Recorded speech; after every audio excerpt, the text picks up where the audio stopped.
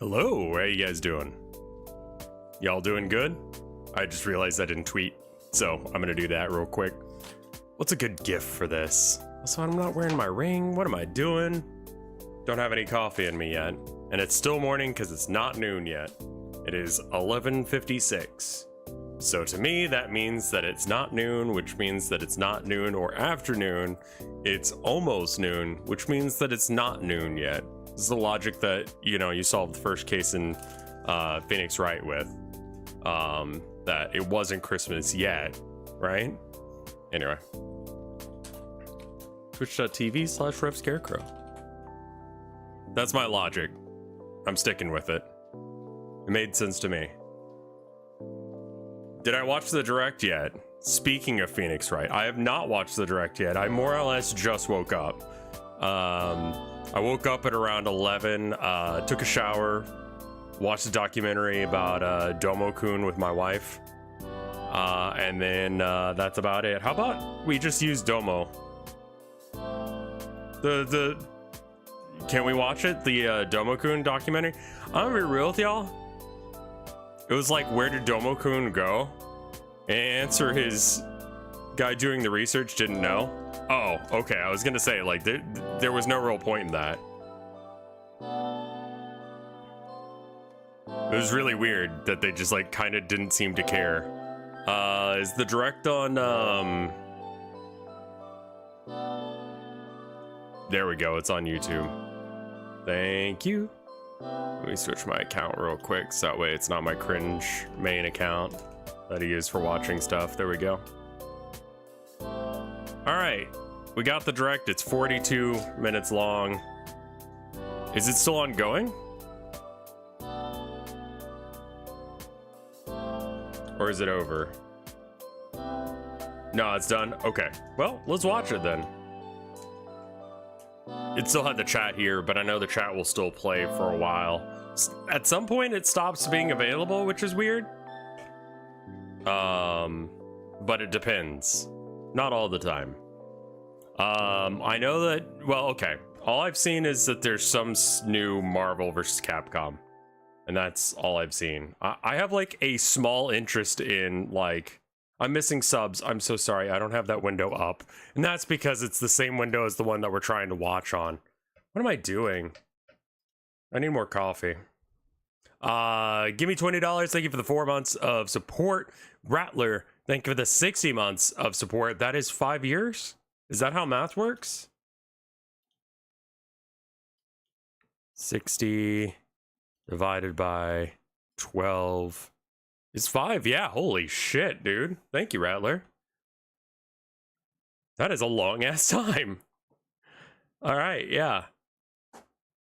Well then, let's see what they said at the direct.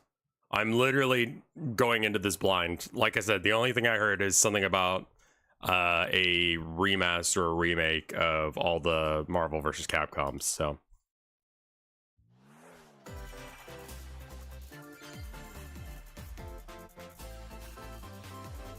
I'm gonna close that because sometimes it desyncs. You can't see, right? You just missed the little intro thing.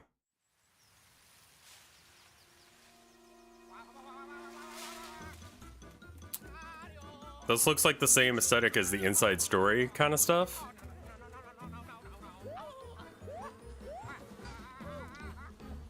And that really bad DS, early 3DS game. Where it's like, sort of like Mario RPG, but bad. Luigi's Dream Team, yeah. That kind of thing. I couldn't get into that one. Yeah, okay, so it is the same sort of thing. I found the combat, like, way too simplistic. Yeah, I got it for free with my DS as well.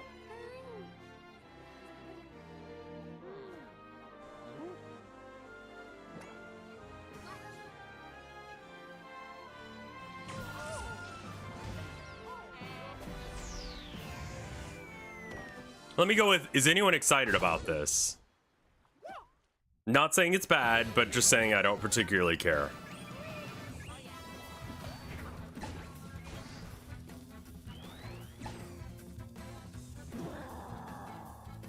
Lots of people? Okay. I found the free one that came with my 3DS to be just like very mid.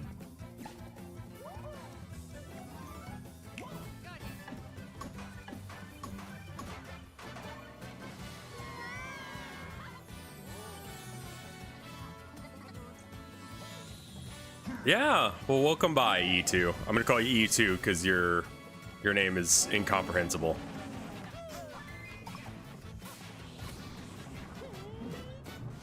The free one was the bad one? Oh, okay. So maybe it's actually like a good series and I just like got the bad one.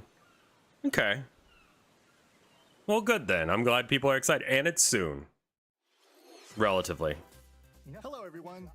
I'm Shinya Takahashi, and I'll be your guide for today's Nintendo Direct. No closed captioning? That was the first new entry in the Mario and Luigi series in almost 9 years. Oh wow, yeah, it has been a minute. The hits are really good. Please look forward to a seafaring adventure. I mean, like, graphically it looks good. Islands, as well as evolved Bros moves with Mario and Luigi. Okay, let's see the first batch of headlines. Bring the championships home or on the go. The thrill of the Nintendo World Championships is heading to the Nintendo Switch system. Take on over 150 speedrunning challenges from across 13 NES games, from lightning-fast feats to action-packed battles. So weird they're encouraging speedrunning. Familiarize yourself with each challenge and because I know that they said like what Nuzlocke are like essentially the same thing as ROM hacks. Like they don't like people playing in unintended ways. Like completing Super Mario Brothers in one go using warp pipes. Stuck on a legend challenge? Check out classified information for handy tips and tricks to help you improve. Put your skills to the test in survival mode, where you'll race against ghost data of players worldwide. After each round, half of ghost the players data will be eliminated. That's You've only neat. got one shot to survive. Will you be the last one standing? Nintendo World Championships NES Edition launches on Nintendo Switch July 18th. I have not listened to that. Digital version are available now on Nintendo eShop. A deluxe set containing a physical version of the game and other bonus items is Why don't you and other members of the internet have internet-changing memes? Is hot dog a sandwich? Fairy Tale is about to begin.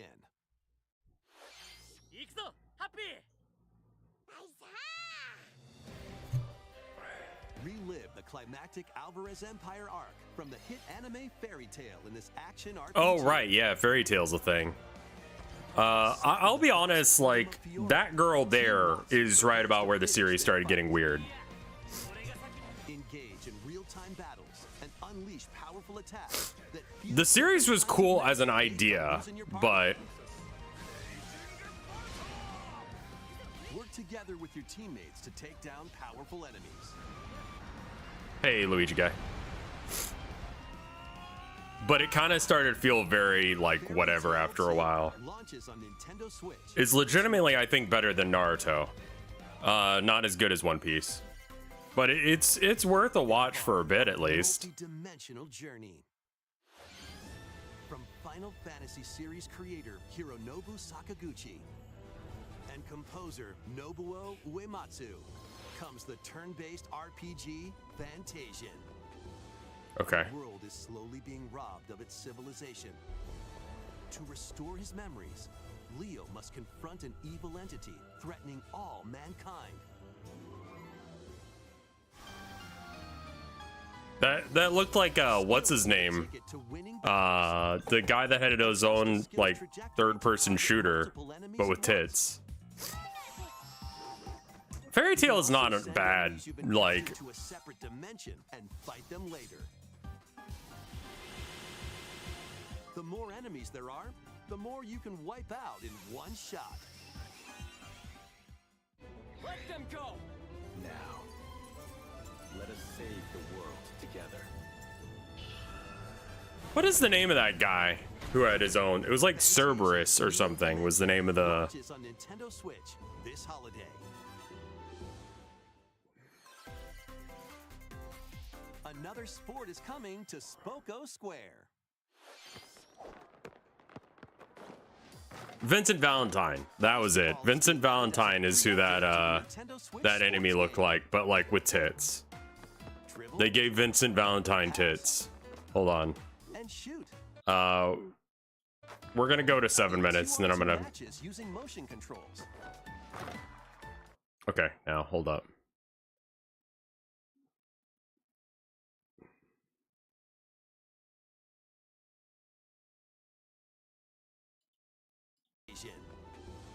The world is slowly being robbed of its civilization.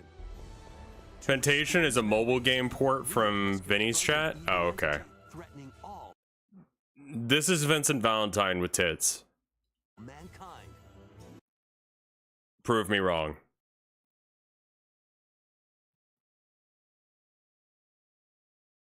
Wood? Okay.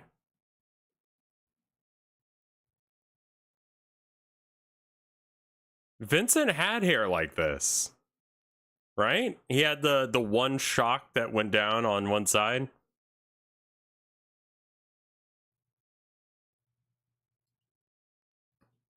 I mean, Vincent Valentine was ginger already, so like whatever. Try out 3-point challenge solo and score as many baskets as you can within the time limit.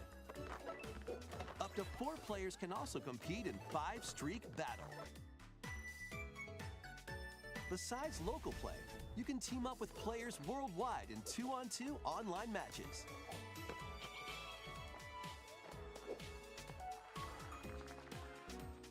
Could you please turn the volume up? This free update for Nintendo Switch Sports dunks its way onto Nintendo Switch this summer. I gotcha. Yeah, I mean, that looks good. It's a free upgrade, sure.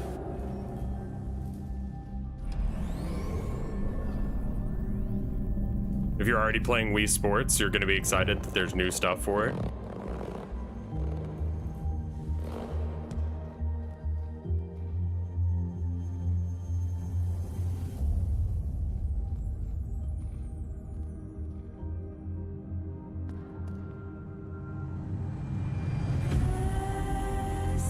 Well, that's a fella. I like the pseudo hand-drawn aesthetic of it. That's cool.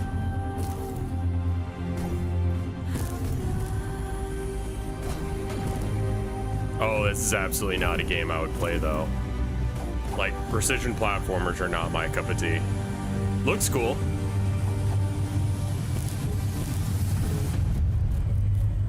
Kind of almost looks like, not Silk Song, but the other thing. It's an array of cartoon classics. Leap into a new update for Disney Illusion Island. Monarch's greatest detective is solving a mystery, and only Mickey and friends can help. In the brand new adventure, Mystery in Monarch, uncover hints and evidence scattered throughout the world, then use the dashboard to crack each case. What big secret lies at the end? Start sleuthing, because this free update launches on Nintendo Switch later Again, cool today. for anyone who gives a shit. Island adventures await. Customize your character. Then befriend Hello Kitty, Kuromi, and other familiar faces in this open world adventure.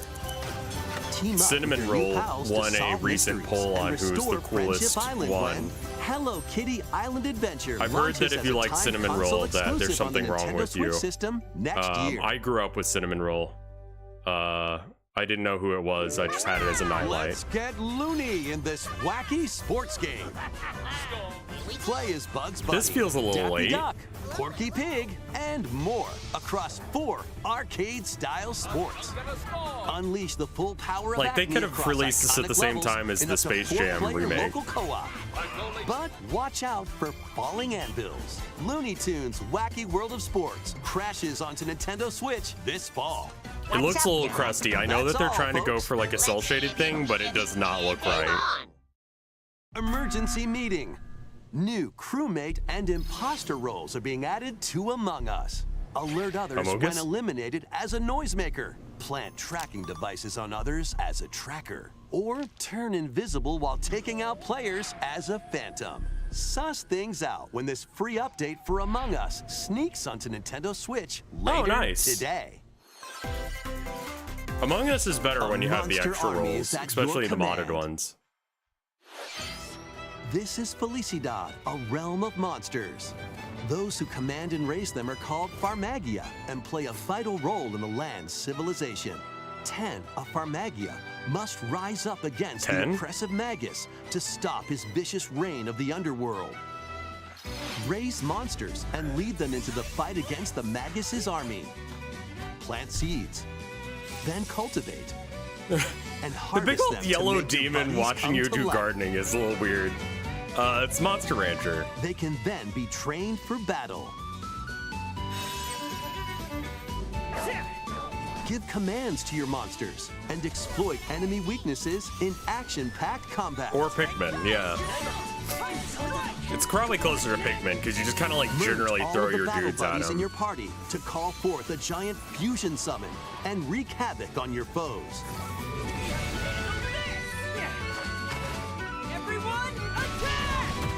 The aesthetic of the art reminds me a lot of Fairy Tail, but I think that's just because we just watched a Fairy Tail game. Nintendo Switch, November 1st. Yeah, oh, this is the game with the Fairy Tail artist? Holy shit.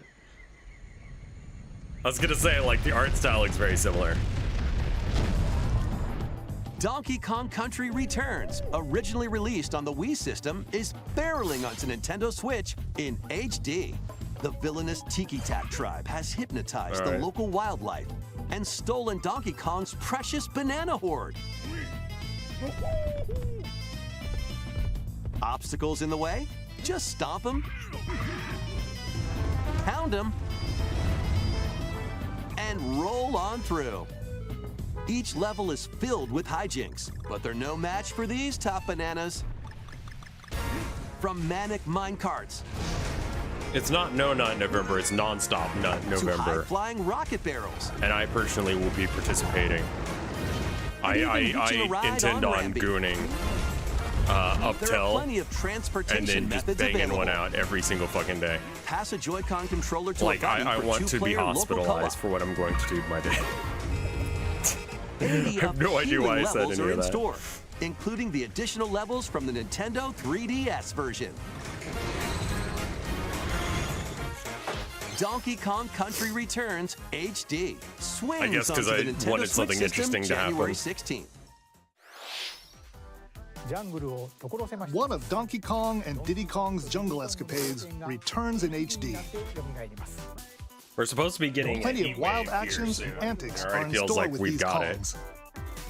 Next, please take a look at this.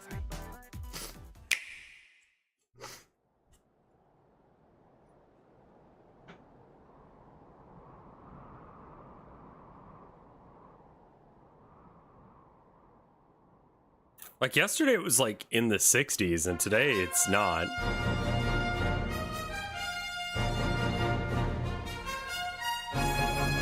Is this Dragon Quest?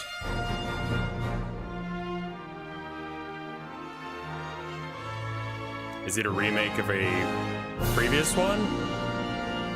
Yeah, okay. I was gonna say that aesthetic is very specific to Journey with allies to face the Archfiend on an epic adventure.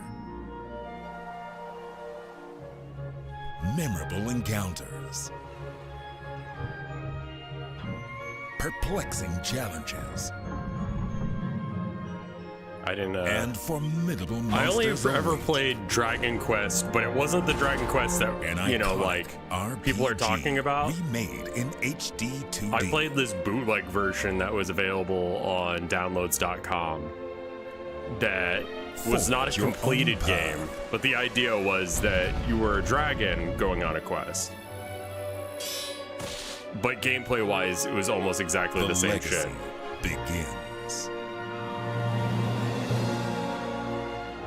And that was my one and only, like, introduction to this genre. Quest 3 HD 2D remake. Coming to Nintendo Switch. Yeah, again, November 14th. Cool for people who like this. I'm sure you're excited. It's nothing to me, but that doesn't mean I gotta shut in your parade.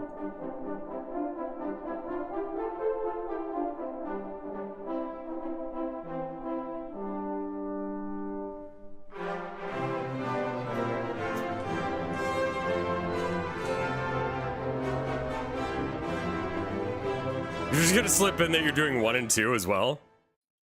Okay. 任天堂ダイレクトをご覧の皆様、こんにちは、堀井雄二です。ドラゴンクエスト3の映像、いかがでしたか？ようやく発売日を発表できて、僕も嬉しく思います。そして今 Lesbian, 日、 thank you for the 41 months of support. ドラゴンクエスト1 and 2も 3 is a HD2D prequel? で Okay. 蘇ることが決定しました。時系列としては3が物語の始めと Yeah, なっ it's てお like り、 the original 3、1、 slime. 2の順番でプレイしてもらうと、あっと驚く展開が待っています。ロト3部作となる3と Yeah, so 1 3 is a どちらもぜひ prequel. 楽しんでもらえたら嬉しいです。どうも堀井雄二でした。Thank you, Mr. Hori. Dragon Quest 3 was freaking We hope you're huge excited back to in the play day. the entire Erdrick trilogy, now in HD 2D. Let's continue with more headlines. Let's have some fun, Co. Say hello to Jaws? Wait, He-Man? Great Scott! Is that Marty McFly? The world of Funko is coming to life in this action-adventure Why is it mashup so for the low ages. res? Play with more than 60 characters as you explore locations based on over 20 iconic movies, TV shows, and more. Use special skills and crafted gadgets to explore epic worlds, each with their own unique puzzles, Who is this hidden for? areas, and familiar foes. Dinosaurs from Jurassic World and Cylons from Battlestar Galactica. They're certainly not toying around. Unbox the universe when Funko It just Fusion clips hops through onto the side of Nintendo the Switch box? September 13th. We've got a smorgasbord of spooky, silly, and strategic games. I want to punch you for saying silly. Ready for an adventure of ghoulish proportions? Hey! My Summon wife will your be excited courage to hear about this. and I think they explore already multiple announced this, though. mansions. Because I remember seeing a with commercial a goofy few days ago ghosts. about this. Tricky traps. She liked And this other one, but she had a hard time supernatural with, shenanigans. there was like a stairs boss. Luigi's Mansion 2 HD launches on Nintendo Switch. This is June the 27th. DS one, right? Pre-orders are available now on Nintendo eShop. Pre-orders Meet on the quirky Little eShop. Dempa Man. Find him, catch him, and lead him on a joyful RPG adventure. What the fuck? Explore dungeons and battle monsters. Customize all sorts of outfits. Decorate your island however you'd like, and more. Plus, up to 4 This is a players in local 3DS co-op AR can team game. up to catch special Dempa Man. The new Dempa Man is free to play and launches as a timed exclusive on Nintendo Switch July 22nd. Okay. Strategize away in this tower defense installment of the Metal Slug series. This is Take control of your forces this is a and pulverize phone enemy port. strongholds. I've seen this one on my phone as a Choose from download that over I could do. 300 units with different abilities. And build out your decks to win tactical tussles. You can also slug it out with other players in online battles. I think it's just Metal Slug Attack Reloaded storms onto the Nintendo Switch system later today. I forgot what it's called, like cat battles or something. Embark on an I played it a expedition bunch. of the damned in this eagerly awaited sequel to the gothic roguelike RPG. Board your stagecoach and set off across a decaying landscape to prevent an apocalypse. Fight off Oh, it is nightmarish very fiends different. in turn-based combat. I like that And they upgrade converted your it to abilities 3D. after I mean, each it's been out deadly for a run. bit. It's just now on. Darkest Dungeon 2 launches on Nintendo Switch July 15th. Pre-orders begin later today on Nintendo eShop. That's cool. More classic titles are on the way. Timpa was like Pokemon Go, but with little Katamari guys instead. Play Link's classic 16-bit adventure and team up online to explore randomized dungeons in The Legend of Zelda: A Link to the Past 4 Swords. Neat. Experience the remake But the of other one Samus's wasn't a Game first Boy adventure Advance game. in Metroid Zero Mission. Plus, coming to the new Nintendo 64, Nintendo Switch Online Mature 17+ collection of games. Brave the dangerous lost land to stop the campaigners' nefarious schemes in Turok, Dinosaur Hunter. Fucking Turok. And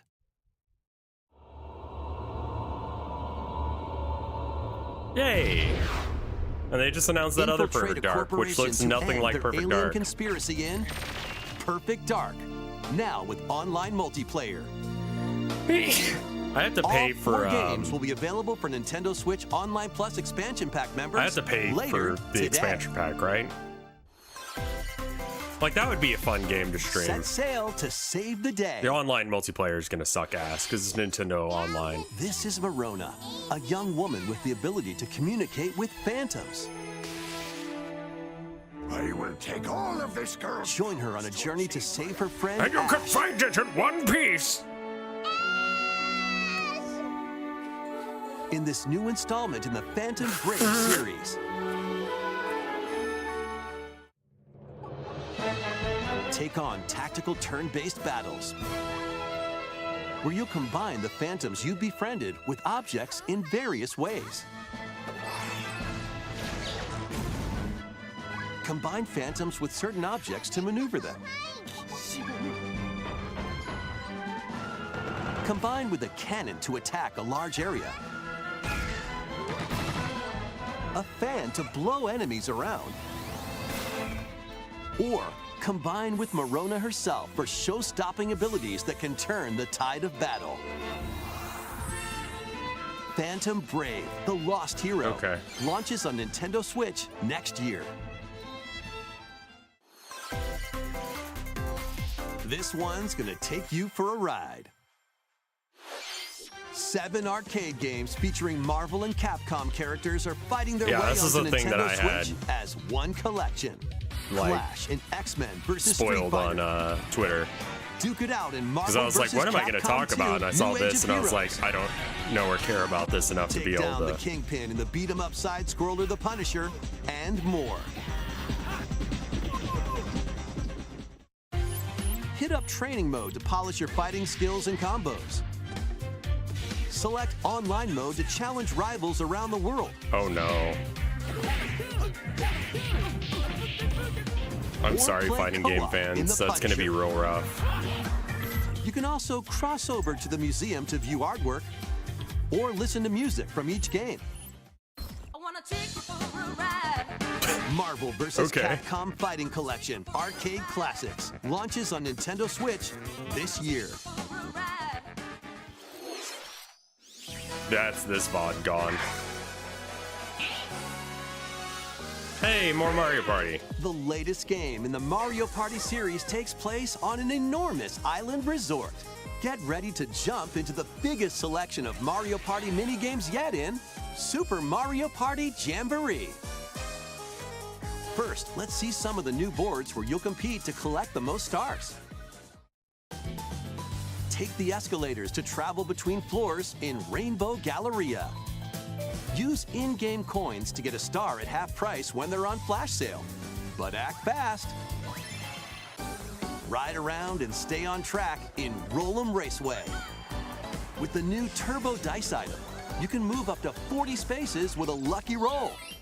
Here on Goomba Lagoon, the ebb and flow of the tide can change your path. And things really get mixed up when the volcano blows its top. Along with 5 new game boards, 2 boards from previous Mario Party games make their return.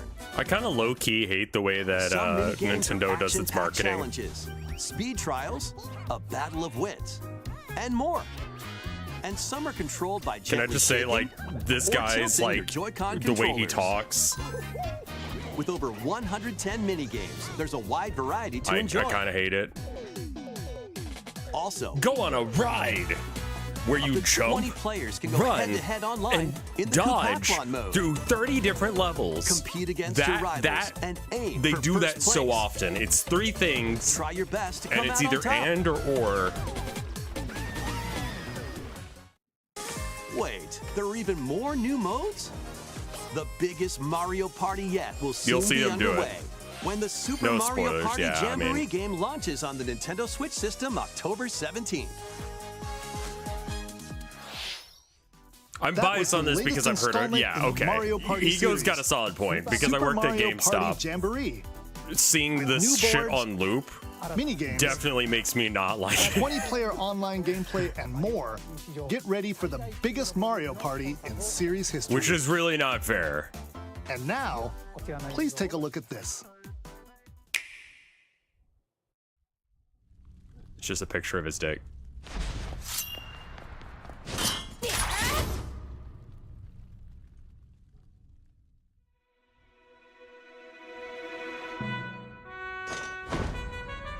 I mean, like, we didn't know who that was.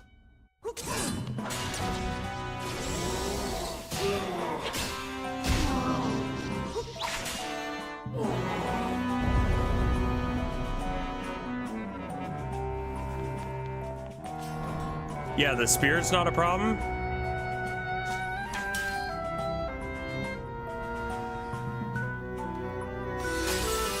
Last act before being sent to another dimension is trying to kill the princess.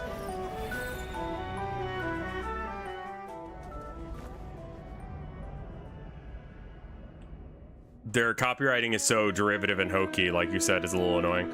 Yeah, I mean, that's really what it is. And it's also the voice actor sounds like he's just like shitting himself in joy that he's saying these like just ass lines. I mean, that looks neat. Hello, everyone. You get to play as Zelda. I'm Eiji Aonuma, producer of the Legend of Link, Zelda I mean, series. finally. What you just saw was the latest installment, The Legend of Zelda: Echoes of Wisdom. This time around, Link has vanished. Now, it's up to Princess Zelda to step into the protagonist role. You might be thinking, will Zelda fight with a sword then?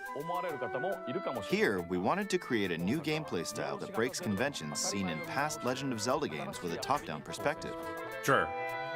To explain more, please take a look at this video.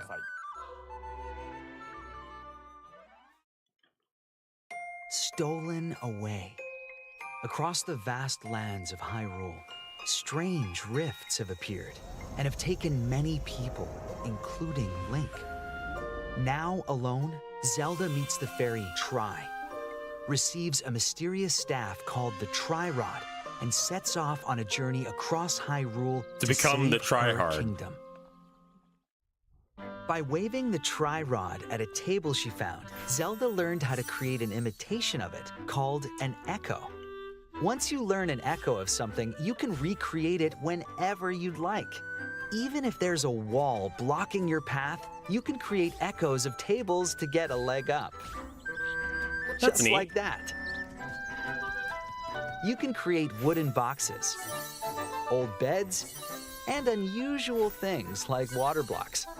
How you use them separately or together is entirely up to you. Yeah, that's a cool Learn and concept. create echoes of things you find while exploring Hyrule. You might be surprised at what you discover. Finally, we get Even to see Link battles play will with look his different. rod. You could pick up and throw a rock echo, for example. That's not all, though. You can also create echoes of monsters. After doing so, they'll fight by your side. Monsters have different abilities, so choose the one you want to create based on the situation. Wisdom is key, after all.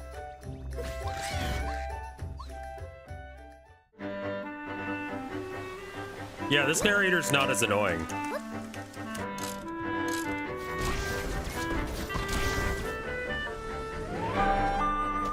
In a Hyrule without Link, the fate of the kingdom is now in Zelda's hands.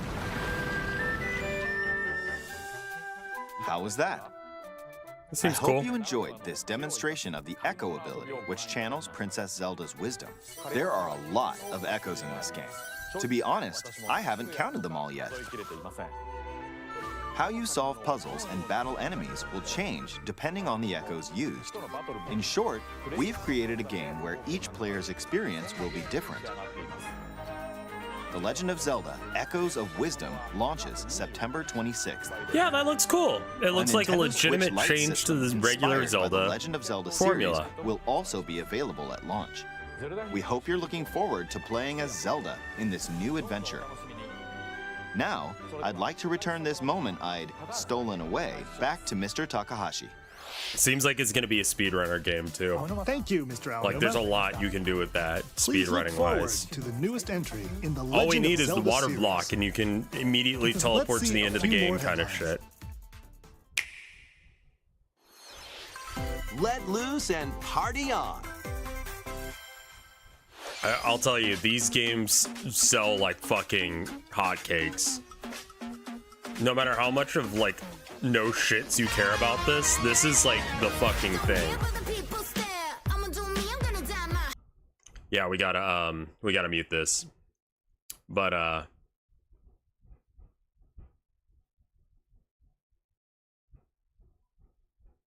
yeah. But this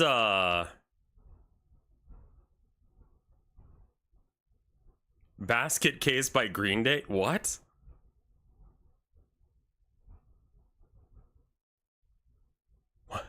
What? That's such a random pick. I'm sorry, hold on. I just want to remember if Basket Case is the one where he hires a hooker.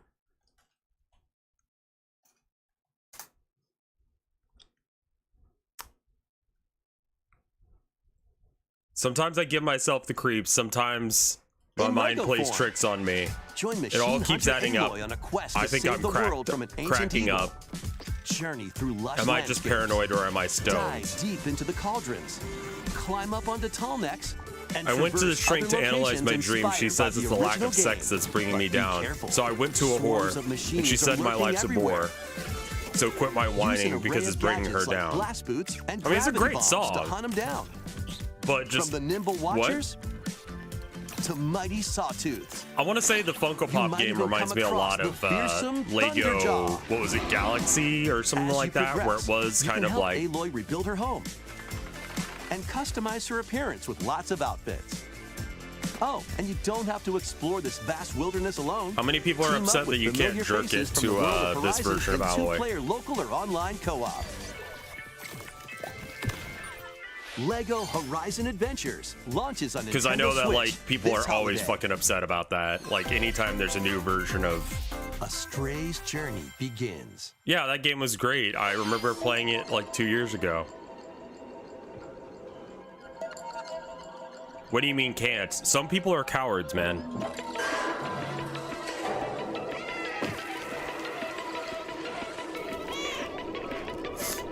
People were absolutely jerking it to the first iteration of Alloy. Experience a decaying But yeah, the cyberscape through the jawline eyes of was a cat too masculine separated from their for family and friends. failures. Explore alongside a drone known as B-12 to find your way home. This was a cute Carefully game. climb to the highest heights. Create new paths for yourself. And stealthily squeeze into Also, can I tight say the spaces. anti-aliasing is Think like a very cat noticeable to in make all your these way through the games? city. In that, like, you can see the jaggies. Careful though. Not everyone is excited to have you slinking around, including hordes of hostile creatures ready to swarm. Keep exploring to venture into more areas of this unfamiliar world and make your way back to safety. Stray finds its way onto Nintendo Switch this holiday. Welcome home, Hobbit. If you've ever wanted to live like a hobbit from The Lord of the Rings, Everyone now, has. a leisurely existence nestled away in an idyllic, quiet corner of Middle-earth can be yours. Customize your appearance, decorate your home, and settle into life in the Shire. As a newcomer to the little haven of Bywater, you'll befriend your neighbors, work together to solve problems, and even share a meal. Or 3. Explore, garden, fish, forage, and cook. The best way to build a Hobbit community is by hosting a dinner party with your homemade dishes. Plus, you can trade with your neighbors for unique decorations or special ingredients for even tastier meals. Friendly hobbits and familiar faces await your arrival when dumpster game Tales of like the Shire launches on the Nintendo Switch system this holiday. Thing, you know, one of those like real quick cash grab. Investigate, interrogate, checkmate. Objection! 2 Ace Attorney spin-off games, including a sequel that was previously unreleased outside of Japan, are coming to Nintendo Switch as one collection.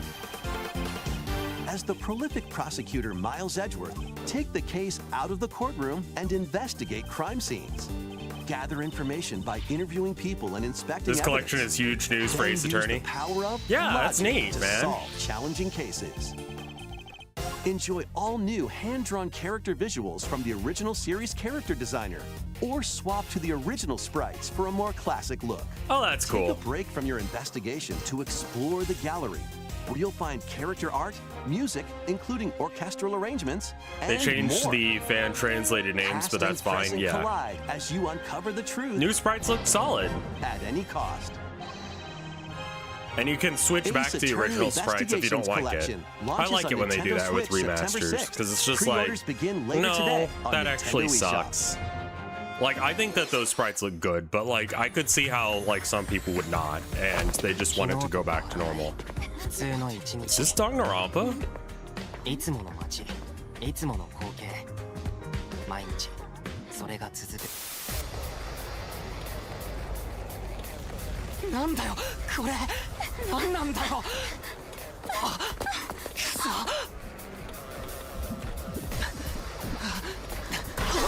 Same devs. After a devastating attack by unknown assailants, Takumi Samino's life gets turned upside Dude, down. that sucks if that's what's trying to kill you. A school mascot suddenly appears. While Takumi manages to get out of harm's way, he's then forced to enroll at the Last Defense Academy, along with 15 other students. Their mission is to defend the school from hostile student enemies for 100 days. An academy shrouded in secrecy. And the unavoidable loss of allies. Can Takumi survive this 100-day trial, colored by extreme and despair, and return to his normal life? The creators of Danganronpa present the 100 Last Defense Academy, launching on Nintendo Switch early next year. They left Spike Chunsoft stop making Danganronpa, and then they just made Danganronpa again. On a saga Hey man, do what you know. A full remake of Romancing Saga 2 Yeah, I kind is of like that it's marching not onto Nintendo just Switch. visual novel stuff, like you do stuff as well. That looks great. Rule and expand the Empire of Beren across multiple generations, while challenging the legendary 7 heroes who have turned to darkness. Dangan.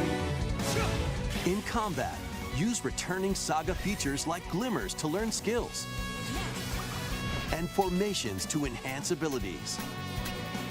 Turn-based battles have also evolved into timeline battles, where the action order is key. Innovative features like United Attack can also help with strategy. Again, cool for anyone who cares. How will you expand your empire? And in which order will you fight the 7 heroes? Every decision you make will dramatically alter the course I do of kind the of want to try story. that Danganronpa again. Whatever that was Safeguard called. your empire's future and protect your legacy from peril. Otherwise, the vengeful 7 heroes may emerge victorious. Romancing Saga 2: Revenge of the 7 launches on Nintendo Switch October 24th. We hope you're excited to experience the full remake of Romancing Saga 2. I'll probably That's just look almost at it everything for today's Nintendo Direct. new Danganronpa. Next will be our last announcement. When did you Please play take a look. Danganronpa V3? I don't remember. It's been a while.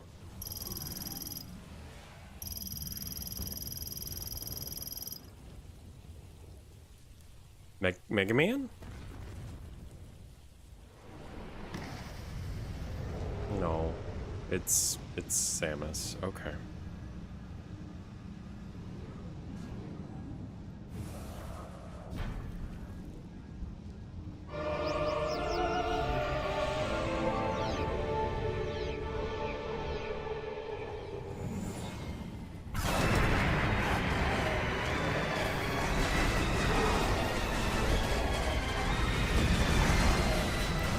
Looks good.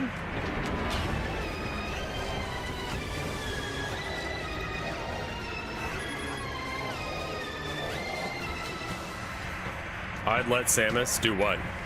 Anything she wanted? Because she's a badass and could absolutely take it.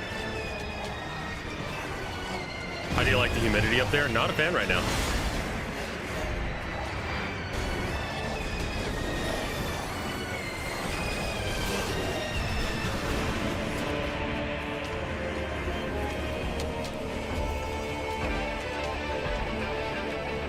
What if Samus became a ball and then rolled up your asshole and then became big again?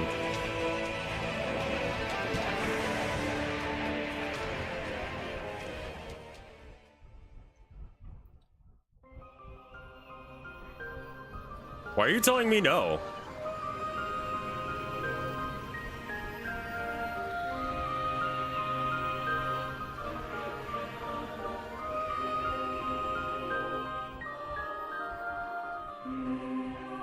Well, that's cool. Again. That was a first look. I don't at think I've played a Metroid Metroid Prime game 4 since Hunters, and that was good. After a very long time, we are finally able to share more information. Do you about have this AC? Animal Crossing, Release is Armored planned for Core? 2025. So please wait a little bit longer. We hope you're looking forward to Samus Aran's new adventure. Air conditioning? No. I've just got That's a all for fan and today's we've got Nintendo windows. Direct. Thank you for watching. God, I had a dream that I shaved my head so that way I had a mohawk, and everyone was giving me shit about it. But then I noticed that there was like kind of a light spot where there was like just his bald spot reminded me that like I had this dream that had a bit of a bald spot on one side. That was a cool direct. Yeah, there's a lot of stuff that a lot of people would care about in this list. I think that Among Us getting extra stuff is cool. I am interested to... I should probably actually play some more Ace Attorney games. I should actually stream them. Maybe in like chronological order or something. First Mario and Luigi game in 9 years. They burned me so hard with that other one.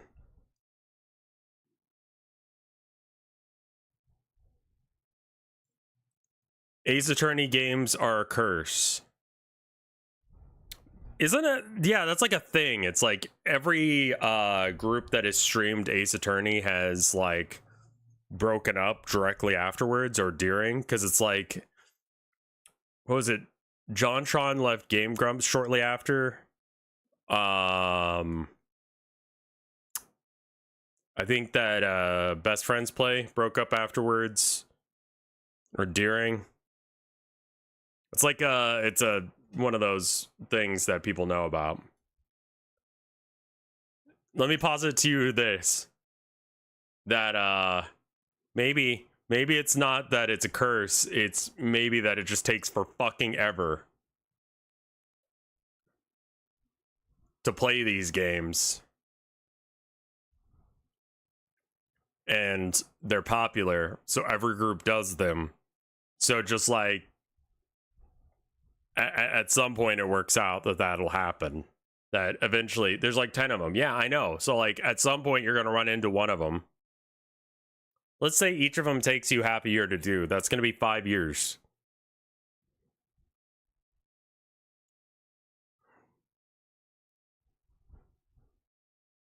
Like, I'm not gonna do all of them. Just because, like, I don't have that kind of time. How long did it take you to read Homestuck? Chat says 2 to 3 years. It felt longer. Shovel Knight's getting a new game. I saw that. I heard about that. That's neat, though. Yeah. The new Zelda game looks pretty solid. It looks like Nintendo is actually doing what they say they do, where they, you know, take a new, you know, old concept and put a spin on it.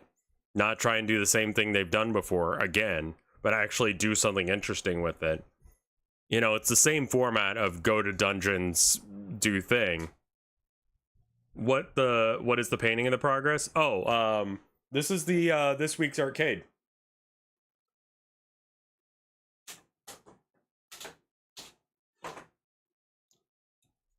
Whoa.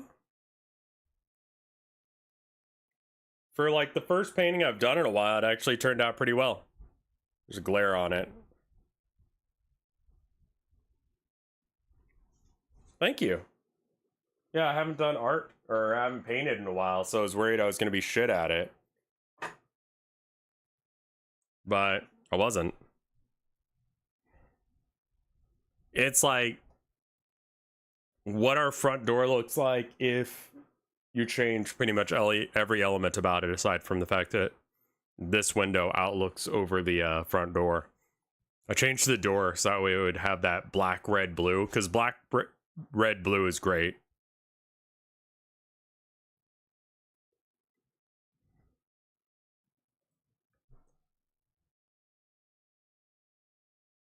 Well, I think, like I said in the arcade this week, I just did a whole bunch of like drawing and stuff while, you know, I was effectively homeless there for a month. And, you know, just kept doing more and more art while, you know, I had nothing else to do. I would play like my Game Boy thing, I would play guitar, and then I would do, you know, art. Also, I think I'm just gonna announce, okay, so here's what I think is gonna happen. Here's my week. So tomorrow is the day that that Star Fox game that I was playing the other day, that it actually comes out. Or they get a big update that has like a main player, like a actual campaign. So I'm gonna try that. Because I talked to one of the devs on Twitter, and they said, you know, because I was like, yeah, it sounds like this is what I thought it needed. So we're gonna play that on Thursday. Oh, but I should say on Wednesday we do have the electrician coming by. We've been having problems with our fire detector in the hall. I've had to like stop a couple of times during stream to deal with that, where I have to go press the button. It's like, it's got a battery, but it's also hooked up to the electric, which is weird to me. And so the thing just goes off randomly throughout the day. And so in order to fix it, you just walk in there and you smack the button once and it stops for like a few days, but then it'll start doing it again. And it's not like a CO2 thing. It just happens. I'm gonna move chat over here so that way I can just like read it rather than having to look to the side. It's apparently that cable that hooks up to the electricity is meant to be a whole house-wide alarm system.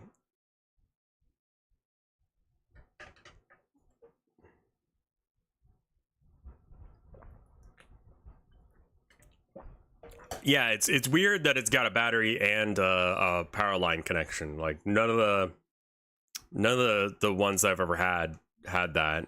Could be excessive heat in the wiring. It sometimes happens to my alarm system in the summer. Yeah, so my landlord he just bought like a new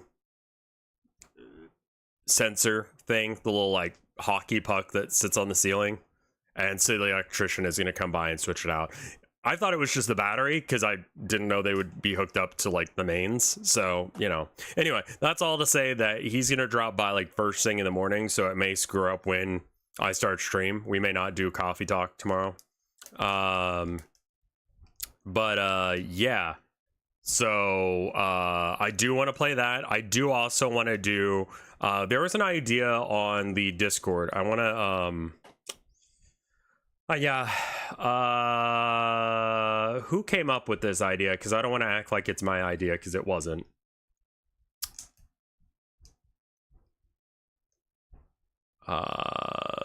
Incentive suggestions. They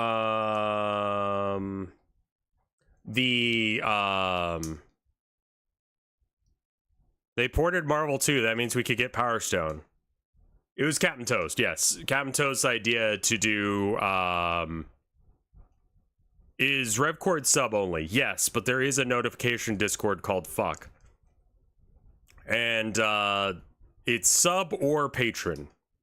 If you're sub, it's minimum $7 on Twitch, because that's what Twitch has made the minimum one cost now. And then Patreon, I've decided I'm not going to change the price on it, because I think it's kind of bullshit that they did that. And I hope that it doesn't upset any Twitch people, because like you are effectively paying $2 more for the same thing, but Patreon people also don't get emotes. So there's that. There's no real, they kind of fucked me on this, because there's not really a way that I can like make this fair. Either that or I just bump up the price for Patreon, which sucks because it seems totally random to do that. So yeah, there's that. But yeah, Captain Toast came up with an idea to do presentations. I would like to do a presentation this week. I want to say let's do Thursday, and it's going to be on the thing that I've been hinting at all month and some of last month on a thing that's happening. So if you're interested, that's probably when I'm going to do that, is on Thursday. Like a PowerPoint party? Yeah, like just a PowerPoint presentation on thing. I guess that's the way I'm going to announce it, because I just want to do a PowerPoint presentation. Because that sounds like a funny thing. So the idea is that I'm actually supposed to, you know, do something like,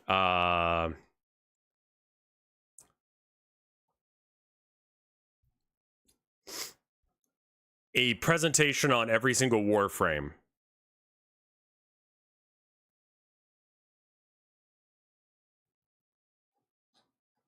I'm not going to make a nonsensical case for something. I'm just going to announce something via a presentation. And it is the solution to a problem that I have noticed industry-wide in the character, like the streamer thing, is there's an ongoing issue with every single streamer and YouTuber and content creator, and I've been a part of it, and I want to permanently fix that problem for myself and my audience, and I feel like I can do that with what I've come up with. I'm gonna do not about the final solution, Jesus fucking Christ. No, it's gonna be an announcement about a thing. I can't really talk about it, because otherwise then I'd just announce it now, which is like not the point. Rate Warhammer guys based on what kind of paint they would eat was another one. He's getting cloned. I should probably actually figure out how to use like PowerPoint. Make sure I need to have it where it's like it starts like awkwardly way too far into the presentation. Rate Warhammer paint by taste. I'll tell you right now, Agrax Earthshade probably tastes bad, because it has a very specific awful smell. But it's such a good paint. Are you going to unionize streamers? No. No, but there's an issue that I've seen that has bugged me, You hear about Adobe getting sued? I did, yeah. I'm not paying for PowerPoint. No, I'm gonna use like Google Slides or whatever. Paint charcuterie. I did not pronounce that word right, but I'm not going back to fix it. Question on Orc Boy. I know they have reality bending power, but are they dumb and are too dumb to use it effectively? But they can use a rock with engine written on it for their cars, or is that a Warhammer meme? It's a slight bit of a meme. They don't know that that's how their minds work, so they literally try and make things that look right. They're not dumb enough to think that a rock would work, right? So, you know, you would just... They're gonna just make something that's engine shaped, and then it'd work because it's engine shaped, you know? It kind of just welds machinery together and it works because they understand how machines are supposed to work. Charcuterie was in fact pronounced correctly. No, it was not. I'm gonna pronounce it differently every time it's posted in chat. They're smart enough like that. Like, yeah, there's a certain level of intellect that, like, a gun needs to have a barrel. It needs to have, like, a magazine well. Maybe a slide. There needs to be a place where the bullets come out. Like, these are things that, like, guns need to have. It needs to have a trigger. It needs to have a handle where you hold on to, like, to grip it. But beyond that, you can just do whatever, you know? It's just sort of like, you know how like kids will draw like machines and like the nitty gritty on how the actual machine works is never really explained. Like, yeah, this is a teleport thing and here's the bit that makes it teleport, you know? And it just looks like a thing that would be able to teleport shit, at least to the kid. It's that same kind of logic. It's sort of like playing pretend, but it works.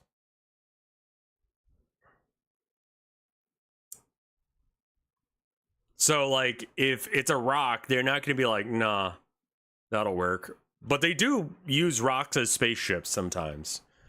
They just sort of strap a huge engine on it and just ram it into shit.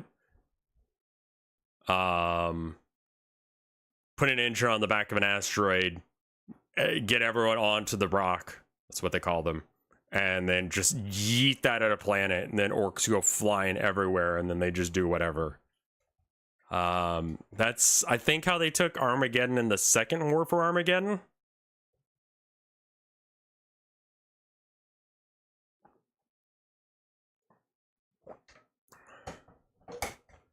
They're gonna kill Waluigi? Good. Rev, can you confirm? The short answer is that they have genetic information that gets unlocked based on environmental context and their immediate cultural advancement. They're dumb creatures, but they've been engineered by a very advanced civilization. Yes, excluding the last bit, it was by one of the old ones, which is a god. There were two gods at the dawn of time, and they were having a beef with each other. And one of them went to a planet where there were a bunch of human-like creatures that were too close to their own suns. They were getting constant, like, skin cancer, and it was killing them. And that god was like, hey, I'll get you out of this situation, but you got to fight this war for me. And they're like, yeah, that sounds great, because this sucks ass. And then another god just made a group of creatures that would self-replicate on violence, and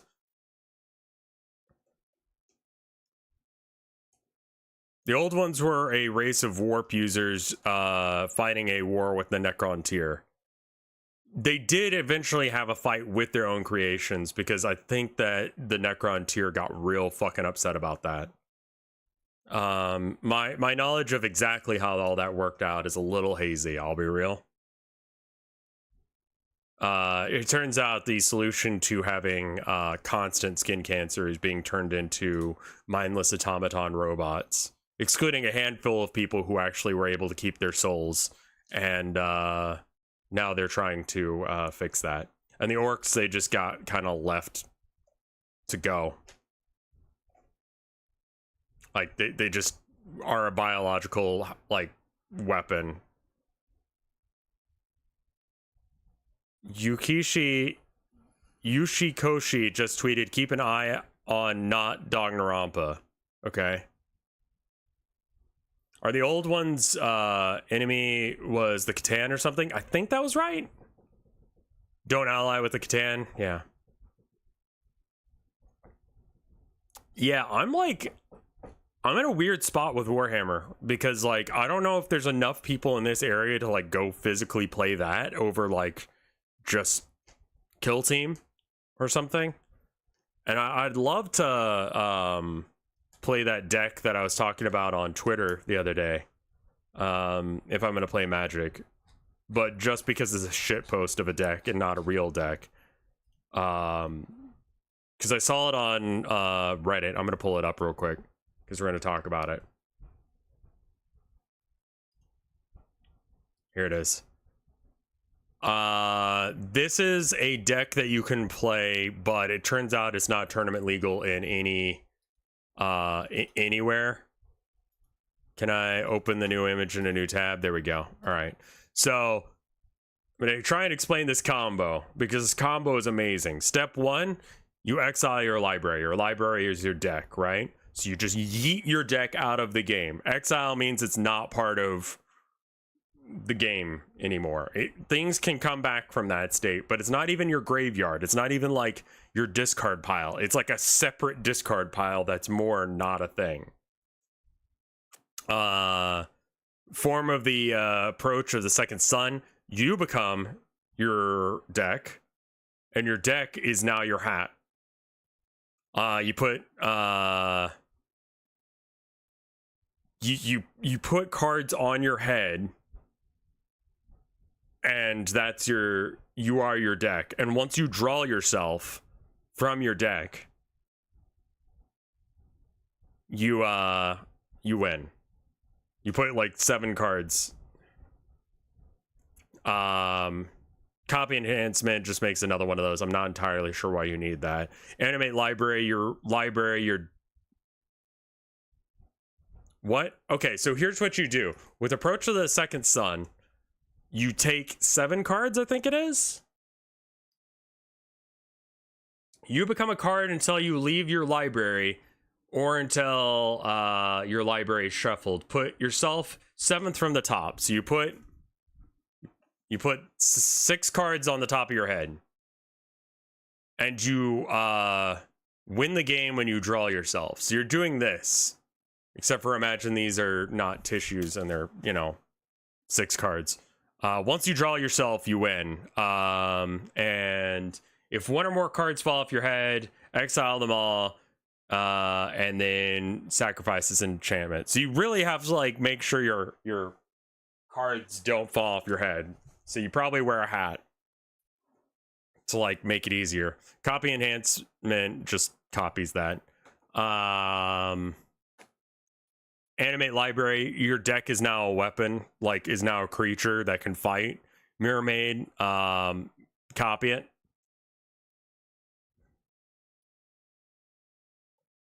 Fracture identity, exile a non-land permanent.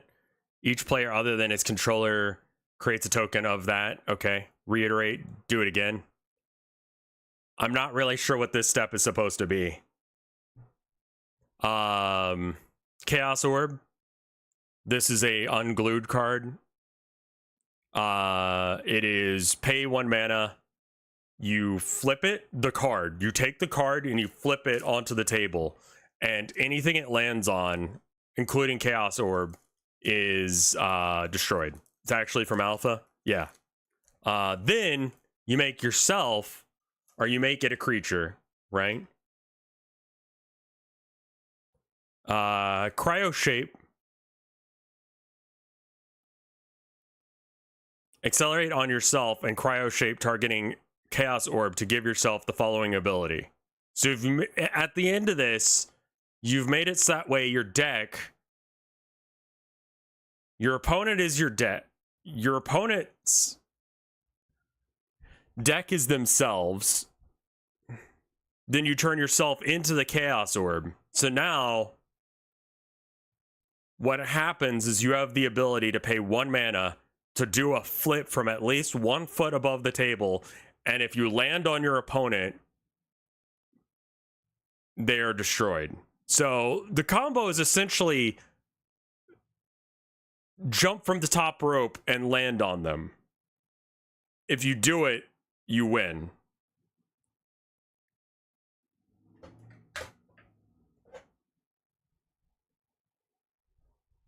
You have to have gained at least 1 foot of height over the board. So you probably like want to climb up on the chair you're sitting on and then jump from on top of the chair.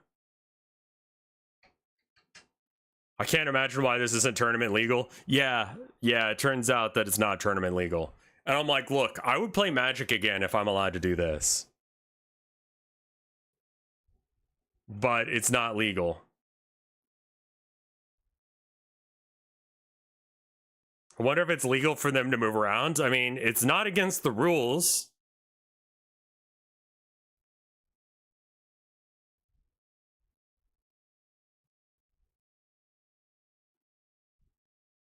I don't think it's against the rules for them to try and run away from you. That being said, if you cryo shape and then accelerate and immediately stand up on your chair and like elbow drop the shit out of your opponent, that's like, I don't think anyone's ready for that. No one's expecting that shit to happen. Once cards have been put on the battlefield, reflex cards in their action state are allowed to resolve. They've done rulings on this. And then your blue opponent plays counterspell. Yeah, on probably accelerate. So they wouldn't be allowed to move. So your opponent has to allow you to have a shot at elbow dropping them.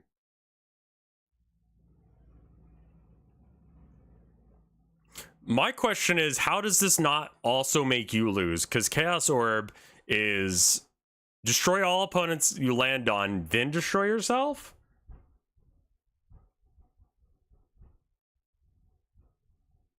This is why they stopped making reflex cards.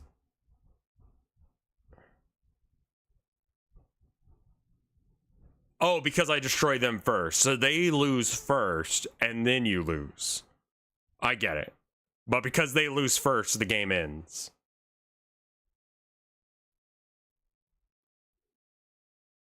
Losing is a state-based action.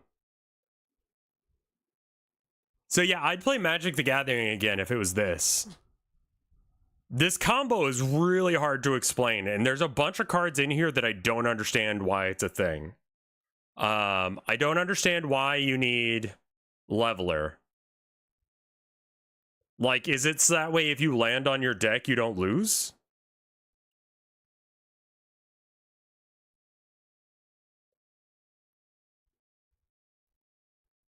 Like,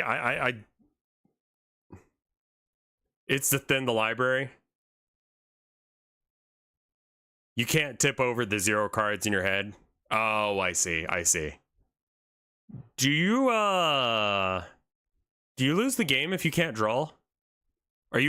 Or do you have to do this entire combo in one turn? Because that's like a shit ton of mana.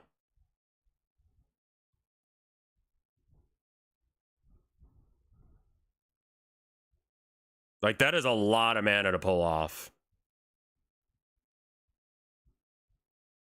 Drawing a card from an empty life. So if this doesn't work, so you have to play all of these cards in one turn. Why do you need to copy enchantment?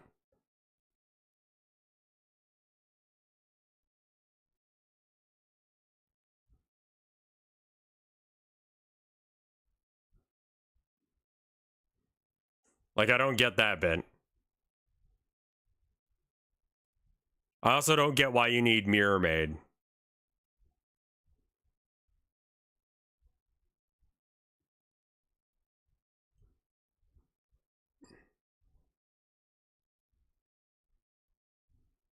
There's an errata for the card. You won't lose the game until you try and draw from an empty library. Right. Even if this was legal, it'd be virtually impossible to pull off. I mean, how many mana do you need? You need 5, 10, 13, plus 6, 19, plus 3, 22, plus 5 is 27, 30, 33 effectively, because you do need to activate the ability as well. 36, 37, 38, 39, 40, 41. 41 mana. You are going to need some mana generation on the table. The second instance of animate library is to make your opponents... Yeah, it's to change the target of it, right?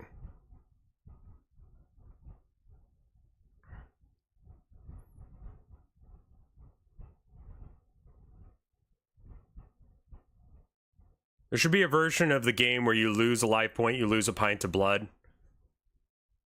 What is the red card next to Fractured Identity? Reiterate. Instant buyback, so you can pay 3 to get it back from the graveyard. Copy, target, instant or sorcery spell. You may choose new targets for the copy.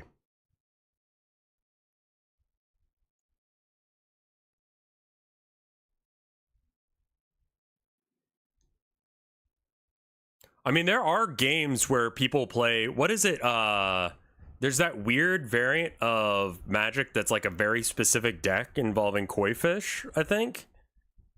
And it turns into an entirely different match. Does anyone know what I'm talking about? It's like a very obscure variant of Magic. I think that you could very easily set up 2 decks that are just like who elbow drops the other person as the deck. Also, like, I don't know how many pints of blood do you need to lose in order to, like, start having a problem. I would imagine once you lose 1 pint of blood, you're not having a great time. I've lost some blood in my life. And the more blood I lose, the worse I feel. I feel better once I get some more back. But,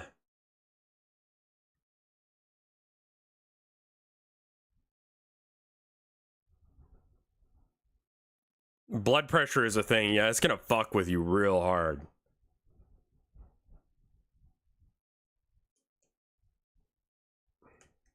Yeah, blood's super important to just, like,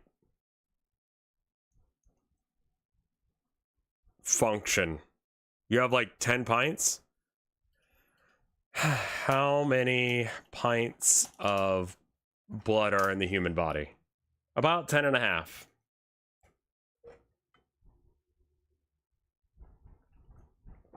It accounts for about 7 to 8% of your body weight. Interesting. Have you seen the... Yeah, I mean, like, we should go back to... See if I can pull up Reddit. Bad Magic card.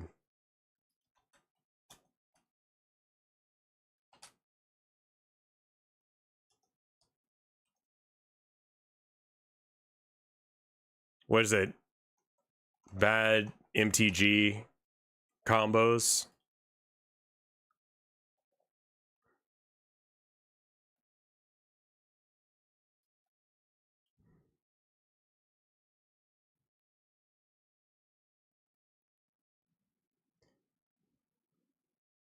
Fanatical Devotion. Okay, so maximize your card advantage. Draw a card for each tapped creature your target opponent controls. And then more or less. Add or subtract 1 or 1 from the number or number words in target spell.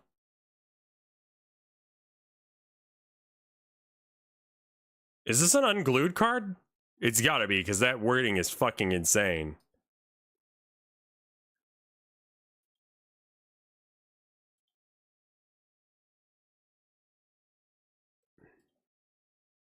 One pint of blood you might not notice.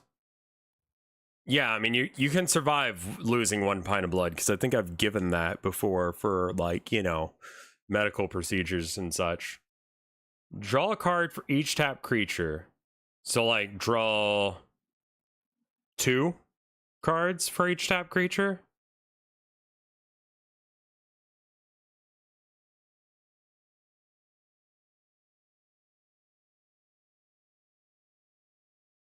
I mean, that just seems fine. That seems like a thing that, like, blue decks would do. I don't get how that's a meme. Control the best X creature on the field, where X is the number of creatures you control.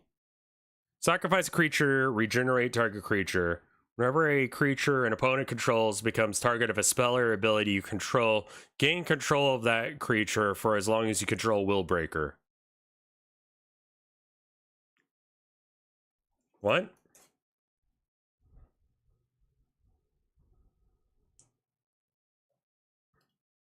Yeah, sacrifice a creature, regenerate target creature.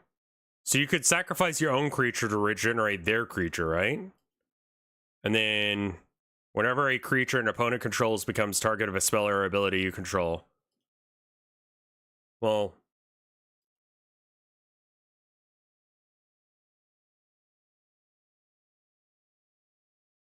sacrificing stuff is basically instant speed.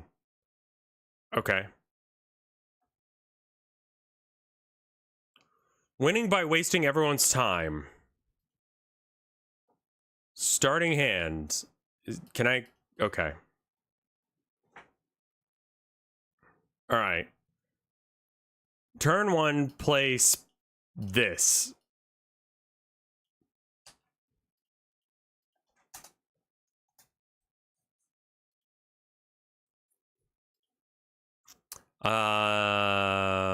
Enters the battlefield tapped unless if you control 2 or fewer lands. Okay, so cool. Like, it's a, you get red or blue mana for as long as you play it like almost immediately. And Mana Crypt.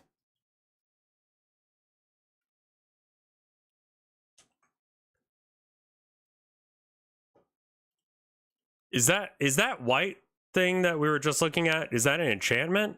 Oh, okay, that's how it works. I was like, I don't get it. I thought it was like an instant or a sorcery. All right, Mana Crypt. What do you do?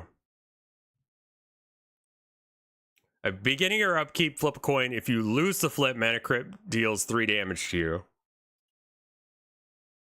And then tap, add 2 colorless to your mana pool. Is that what that symbol means? I haven't played enough Magic recently. Tap both the cat. So you've got 3 mana, 1 red or blue, and 2 random.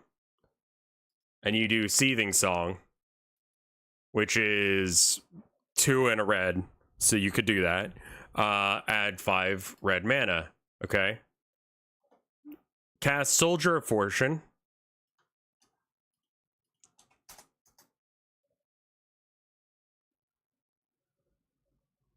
Oh, right. Yeah, that's going to come up with other stuff.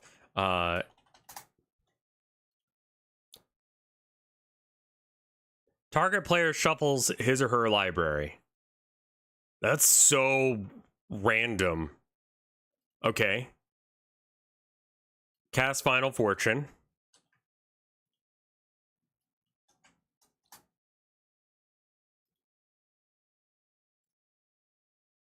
Take another turn after this one. You lose the game after that turn. Okay. Cast Jeweled Lotus.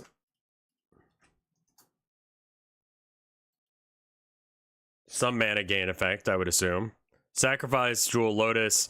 Add 3 mana of any color. Spend this mana only to cast your commander. Oh, okay. This is the commander format. Cast Stella Lee.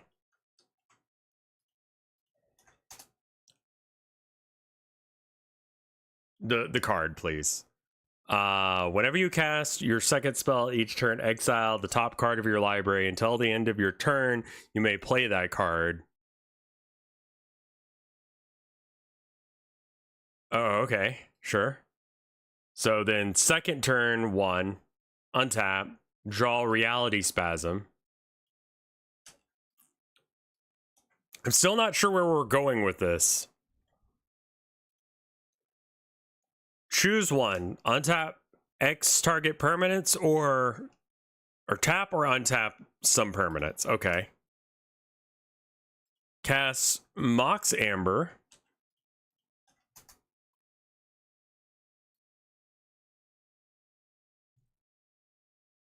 Okay, it's more mana gain. And Soul Ring, which also I believe is mana gain.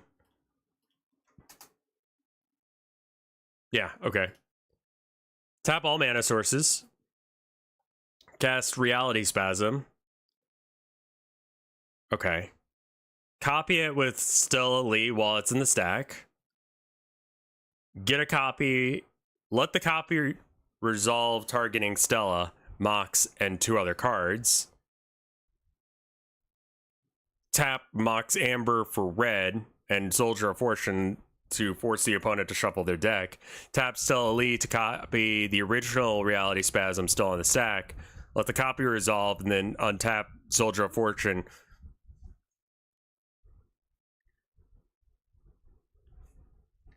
So it's an okay. So what this is it's an infinite combo that allows you to create copies of the ability to untap and tap. You can have infinite copies of Soldier of Fortune's effect, which again is your opponent must shuffle their deck.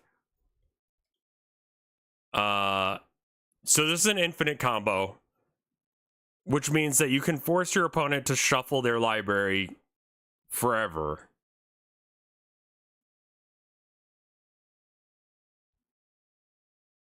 Basically, your turn will never end because you can still keep doing shit.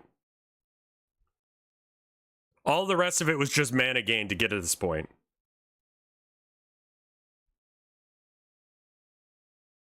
The funny thing is that you basically can't do things that just do the same thing over and over again.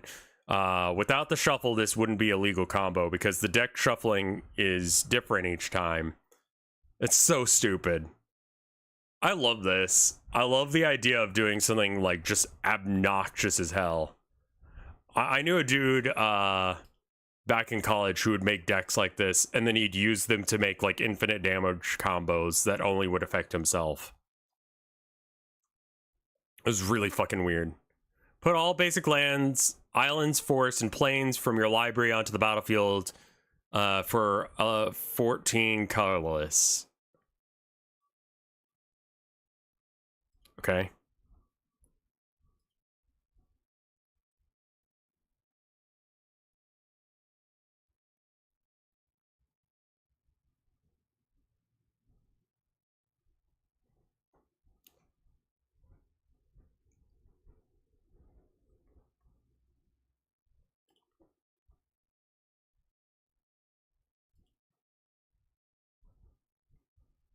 Okay, sure. Lose the game for 4 colorless, 1 white, and 2 blue. Players can't get counters. Counters can't be put on artifacts, creatures, enchantments, and lands. When Dross enters the battlefield, at the beginning of your upkeep, remove an oil counter from Archfiend. If it has no oil counters on it, you lose the game. This one's good because it's straightforward. You start with, no one can put counters on things. Second step is,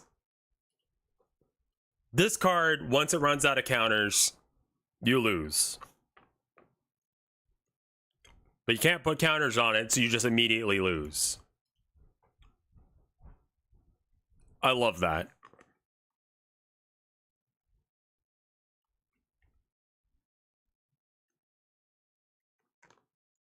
Look up the 4th Horseman combo, which is only legal to be played in online formats because of how slow play rules work. 4th Horseman combo.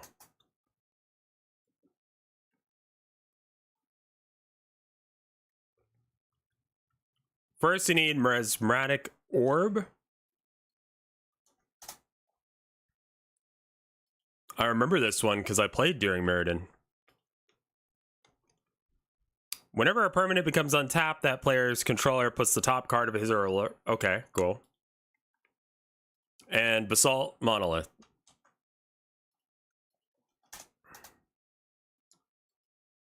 What an ancient fucking card. How are you allowed to play this card? Not tournament legal. I guess it got a reprint. Okay. Doesn't untap during the untap step. Add 3 mana. Pay 3 mana to untap it. Okay.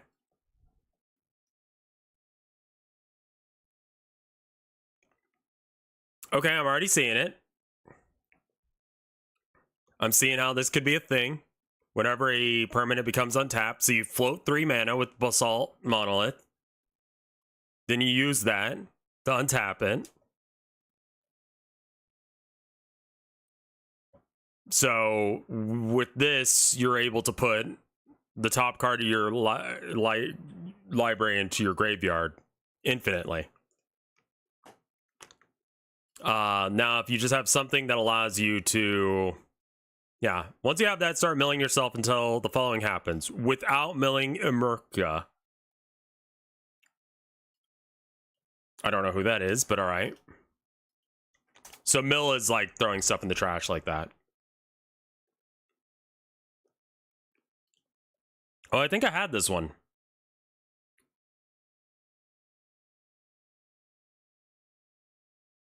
Okay. Whenever this is put in the graveyard from anywhere, its owner shuffles his or her library or graveyard into... Okay.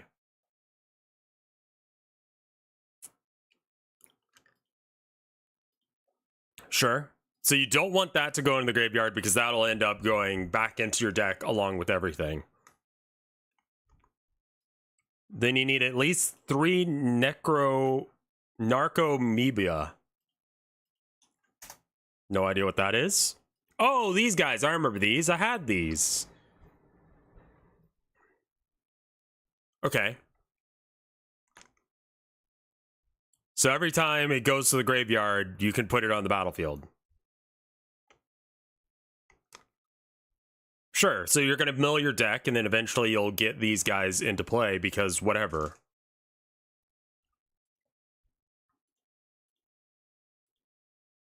All right. Sacrifice 3 of them to flashback Dread return.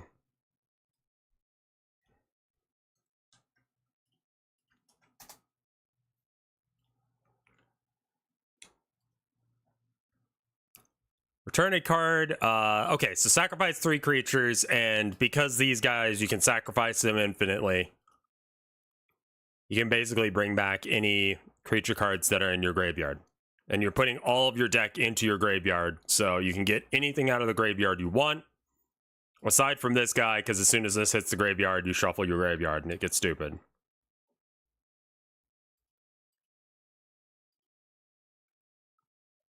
Return Sharoom. I have no idea who that is.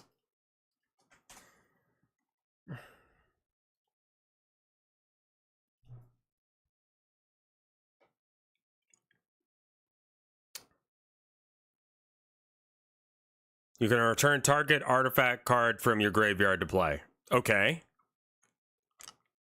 So now when this comes into play, you can bring target artifact card from your graveyard to play.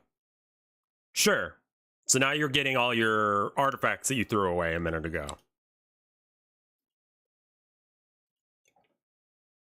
Which returns, specifically you want Blasting Station, which is pretty easy to pull off. Because again,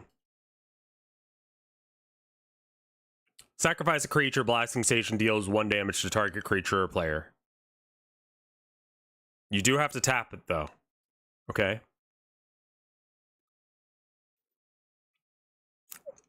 And if you draw this, then you reshuffle your deck. Now you have your kill. Keep milling yourself. Eventually you hit that, which sacrifices Which shuffles the 3 things back in your library, then you start milling yourself again until you hit that. Sacrifice the blasting station.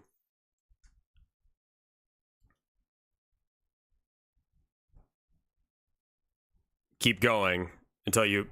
Okay, so it's going to be... These guys keep coming into play, and you sacrifice them to blasting station for 1 damage. And whenever a creature comes into play, you may untap this. So you're going to constantly be putting cards from your deck into your graveyard. And then if it happens to be this thing, then you just put it into play instead. But because you put it into play, it untaps Blasting Station, and then you can sacrifice it in order to deal 1 damage in order to put it back in the graveyard. I mean, it feels like you could just do this with these 2. The Mesmeric Orb and Basalt Monolith just starts it going so you can get to that card turn, what, 3? Wow, okay. Yeah, that is pretty powerful. You for sure get this combo by turn 3.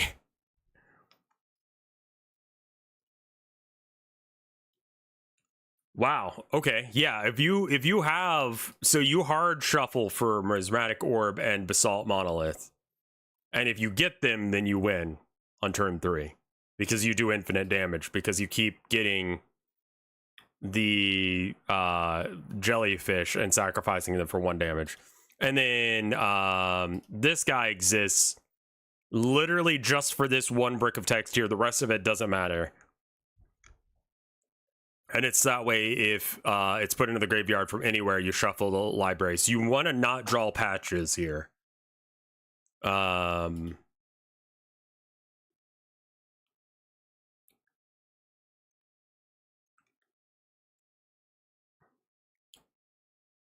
As such, you're not allowed to shortcut this loop because you have to go through the entire... You actually need to play through the whole combo. Yeah, I see why you can't play this in tournaments, because you do have to play through the whole combo, actually get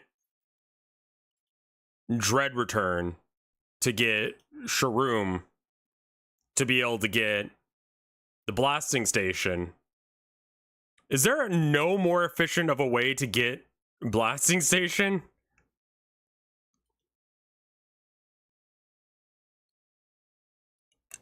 Like, is that really the most efficient way of getting Blasting Station together?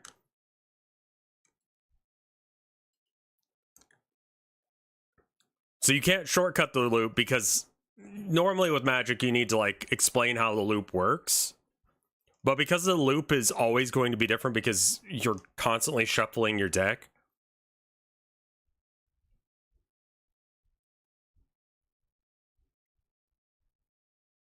oh my fucking god.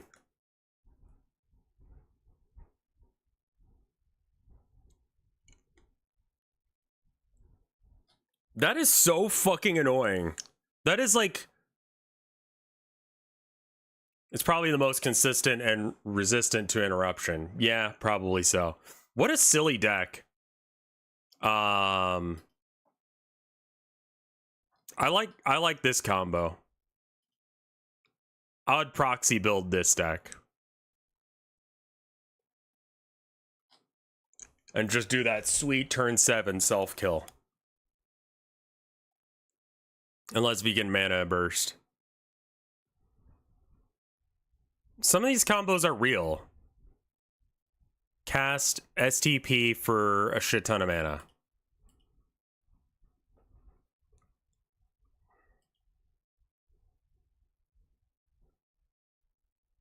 Okay.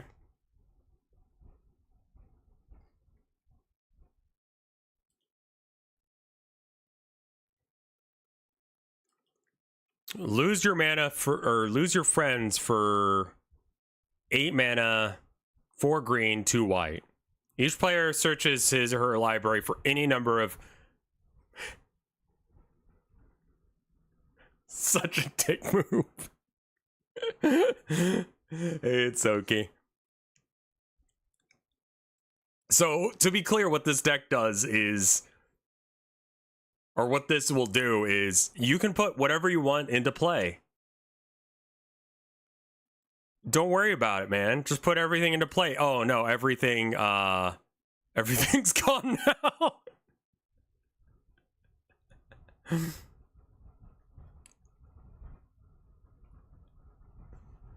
Yeah, just like put whatever you want into play. If you want to put your whole fucking combo into play, go ahead and do it. And then just like exile all of it. That's such a shitpost combo. That is like lose all your friends as a combo. Like, yeah, no, you get to put everything you want. Let's just get to the nitty gritty. Let's get to a real combat now. Kill the pod for 11.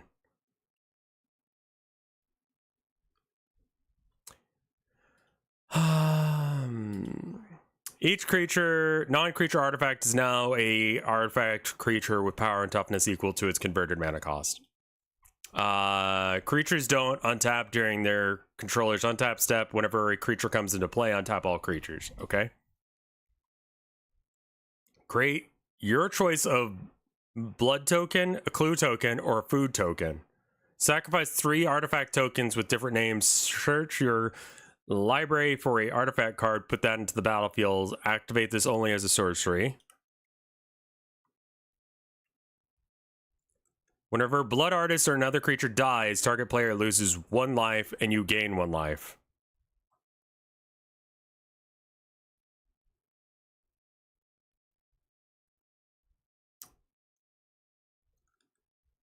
Working with blood sounds really cool, but do you know how long it takes for blood to coagulate?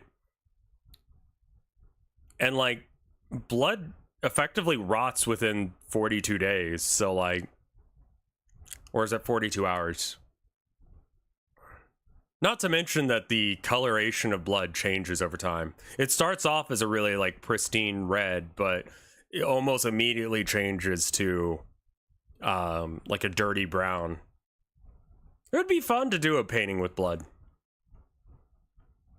It's kind of hard to source that much blood though. Like legally. Without going to a butcher, I guess. Human blood would be more powerful, I think. Also, if you fuck up, it's going to be really hard to clean that.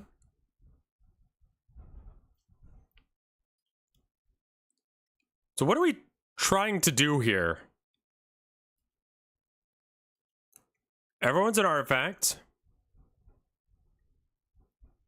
Sacrifice 3 artifact tokens with different names. Okay, right. So those are sure.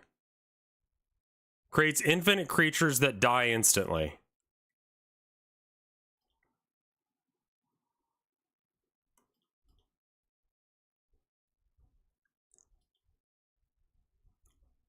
Right, because you can untap transmutation font repetitively by using the thing. Are the tokens creatures? Because of this thing going on?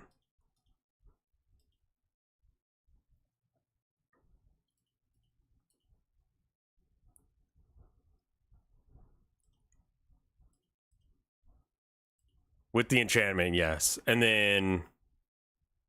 So yeah, you just do like... infinite damage and gain infinite health. Are there any of these that are less cards? Because some of these combos are way too long to be like worth talking. Okay. See all your opponents land for 20 mana. At that point, you don't need it.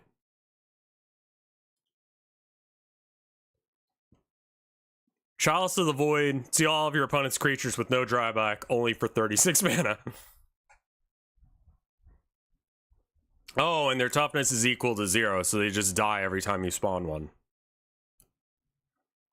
But every time you spawn one, you untap the transmutation font, because every time a creature comes into play, you untap all the creatures, and they don't untap normally. So you just untap everything, and then this guy is ready to create another token. Doesn't matter what token you're making, because they die immediately, and when they die, the Blood Artist does that.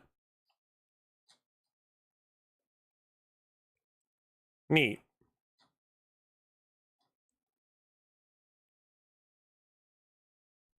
The only use case of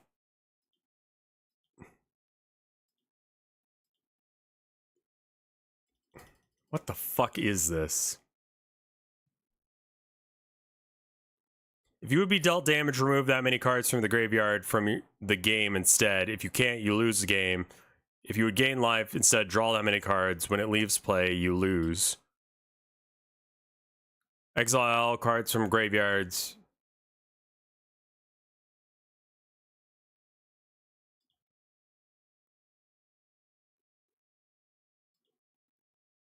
Okay. Some of these combos are just like too many cards. Ulamog tragically slips back into the library.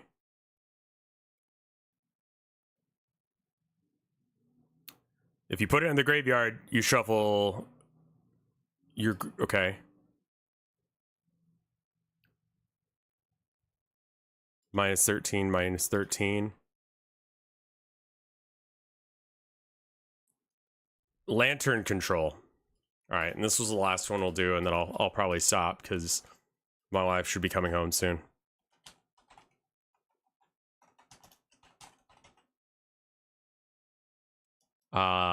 Deck. You can play it in Pauper? That's horrifying.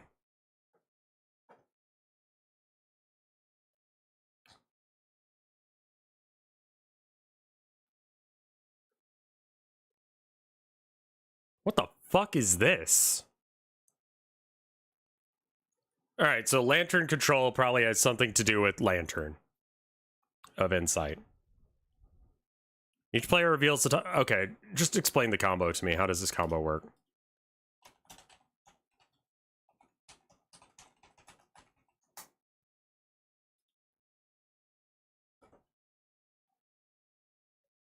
I've been playing a lot of Lantern control lately. How much? Depends.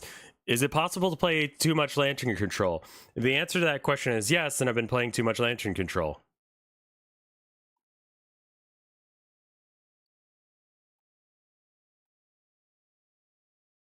First is to play fast. Seriously, it's more important to play quickly than it is to play perfectly. Draw is the same as a loss in many events. Your opponent is under no obligation to concede at any point, nor is it wrong to choose to not. It's important to play at the pace quickly enough to not...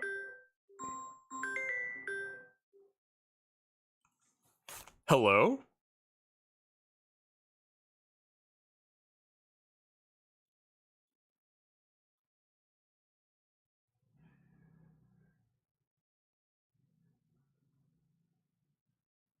I'll call them back. It's my pharmacy back in Texas telling me that I have prescriptions ready to refill, which is neat.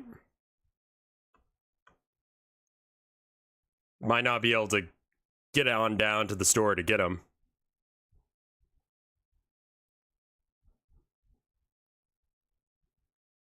Drive down to Texas to get them? Yeah, it's gonna be a bit of a walk because I don't have a car right now.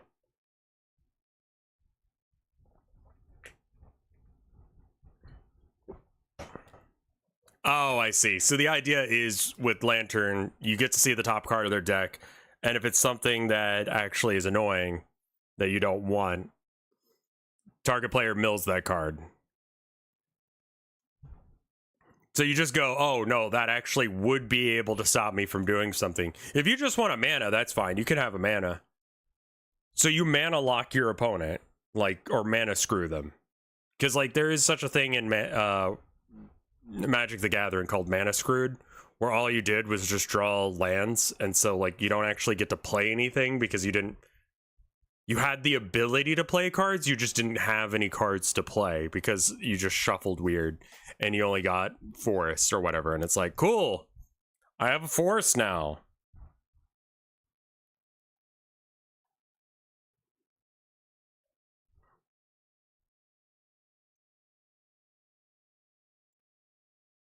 Interesting. Yeah, that's annoying as shit. I would prefer a thing where I just didn't do that. You know what I was gonna do anyway, and I might as well do here on stream, and I don't know. I don't think anyone gives a shit about it, but I kind of want to look at I need to build a new army for Warhammer. So we're gonna load up new recruit Free, by the way. It knows all the rules for Warhammer. Orcs or Chaos Space Marines? Because I played Pariah Nexus for the first time last night, and it was good. I brought I think it was exactly this build. Abby with a Master of Executions with Mark of the Hound, so that way you can scout move Abby and some Chosen. Turn 1, then you've got a Chaos Lord in a Rhino with some Chosen and some Havocs, and then the Havocs play in and outsies with the Rhino in order to use the strat to get full rerolls, and it's cool. And then there's 3 Vindicators, because fuck you. It's great, except for it's like 2 Mega Bricks. Also, there's 10 Warp Talons, because of course there is. It's great, except for the part where it doesn't play the mission at all. And Pariah Nexus, you need a lot of chaff units that just do nothing and just play the mission. And I would love to be able to do one where you could just do actions or some shit all the time.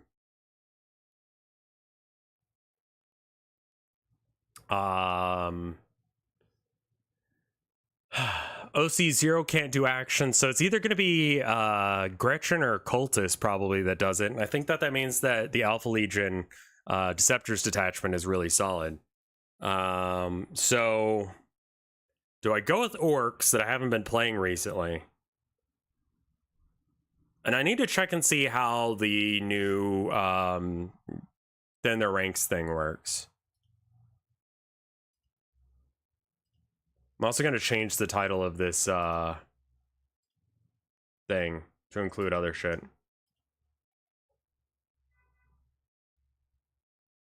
Nintendo Direct, MTG combos, and Warhammer.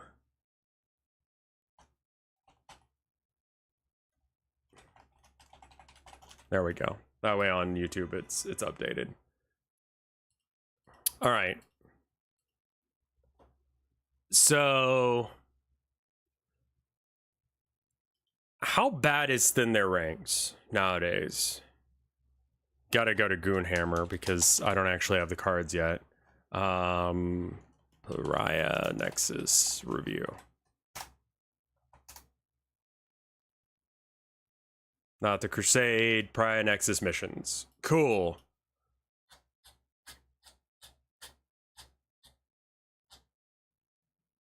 Burden of Trust. Okay, Terraform is the one that we ended up doing.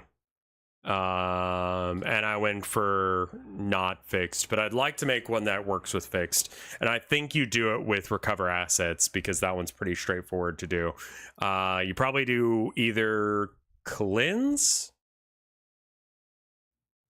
I like Recover Assets for the 3 VP a turn. Because if you do that starting turn 1, that's 15, which is the max that you could score on it. Oh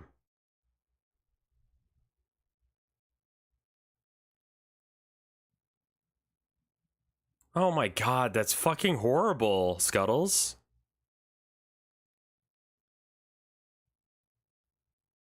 Oh, you saved them. Thank fuck for that.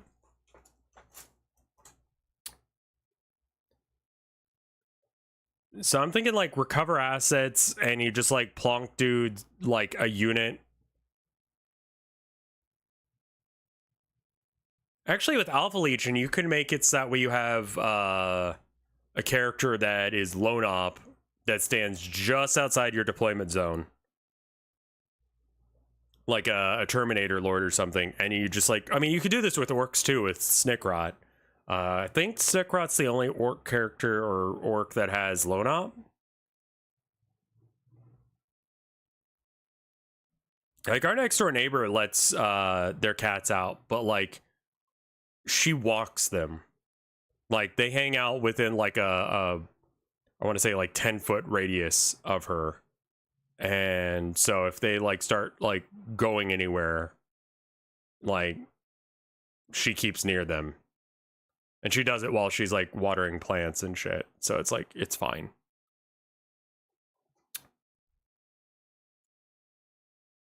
Don't let your cats just go and roam. But they need a little bit of like outside enrichment as well. So I guess you could do like recover assets and then storm hostile objectives. And then you could play Green Tide, perhaps. Cull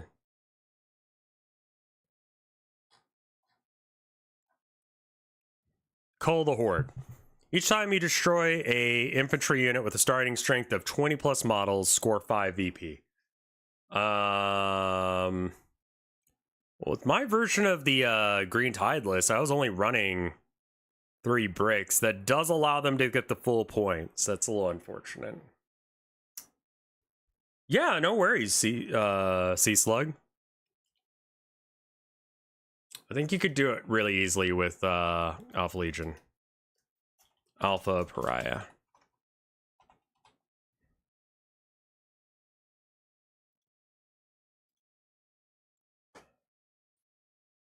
All right, character, we're gonna get Cypher because I believe Cypher is still lone op, right?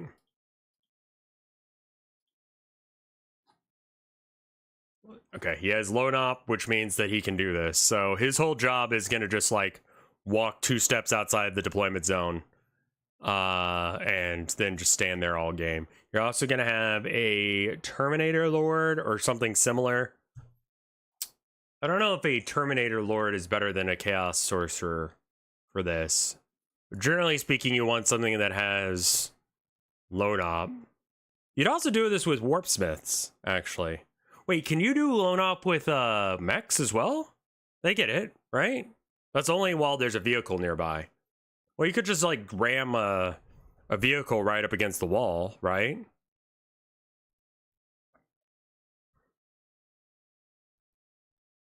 That's interesting.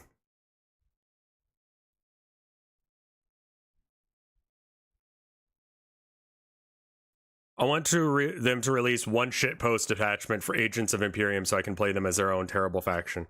Sounds wonderful.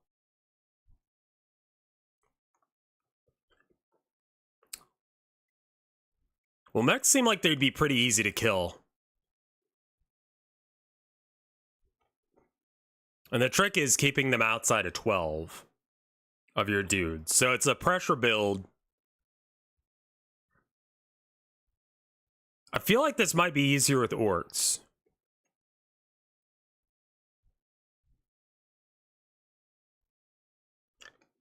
But I think Green Tide's off the table because if you're running 3 units of 20, they're just gonna pick fixed as well and just say, yeah, 20.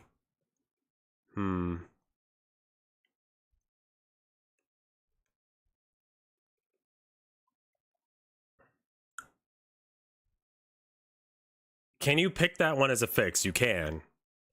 Cull the Horde allows you to pick a infantry unit with a starting strength of 20 plus models or 25 plus total wounds to score 5.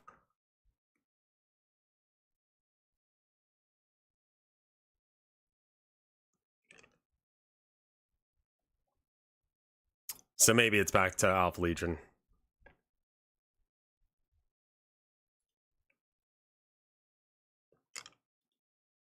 I just don't really like the forward pressure of CSM right now.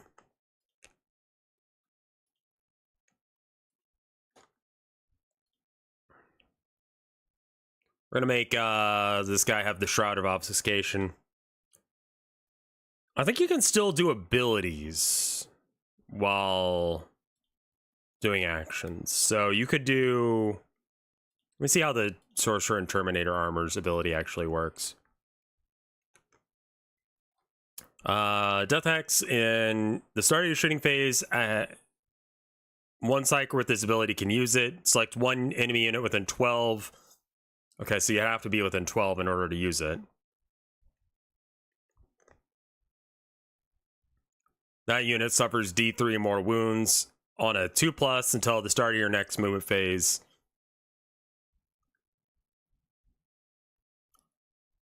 I mean, that's cool. Oh, no, that hurts yourself for D3. Oh, No, I think a Chaos Lord that's having damage is going to be a lot better for this. Can't think of a way to get a pain boy involved or anything similar. We'll run 3 groups of cultists. I am gonna do the 20 brick meme. We'll put 3 squads of legionnaires as well, but let's just edit one and make it actually good. So heavy weapon and plasma pistol, because you do want that. Another heavy weapon, and then I don't think you need max size. I think you want like minimum size for this. The legionnaire weapons, I don't think that there are other ones that you could take that I actually care about, aside from like maybe you switch out for the plasma pistol chainsword guy. Sure. All right, duplicate that 3 times because that's fine. Throw some warp talons in for no reason other than they exist. How many points are we looking at? Already like got pretty much what I want. The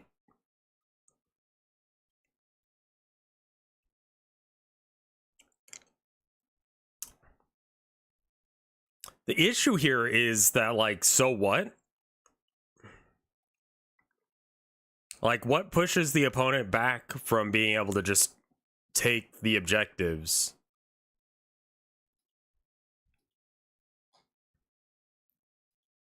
And this guy becomes your warlord because, like, fuck it, whoever.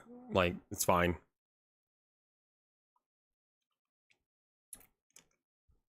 And both Cypher and the Chaos Lord and Terminator armor, their job is to just hang out and do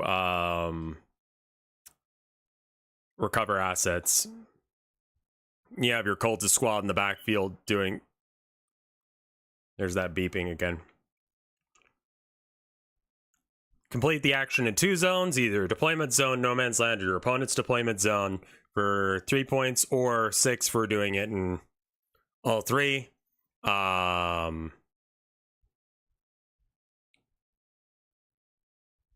Yeah, I mean, lone op, I think, is the trick here. There's 24 inches between the deployment zones, so, like, if your opponent comes out of their deployment zone 12 inches, then they're immediate and rear. I need to go deal with that. I'll be right back.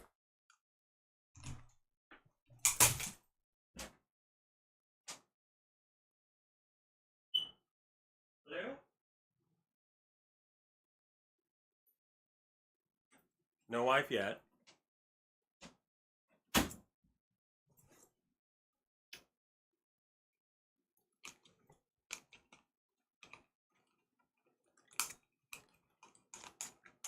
I do have it where you can read what I'm reading, right? I mean, I don't know as if this is actually exciting or not, but I'm talking Warhammer now. Alright, so recover assets, you just do that with your lone op. And then you do storm hostile objectives, and you just say, I'm going to keep you off objectives and just constantly be doing that one action. And just keep the forward pressure going where you can't come out of your deployment zone. And I mean, it almost seems like you just want to body block more than actually, like, achieve anything. Does that mean you double the 20-man brick of cultists?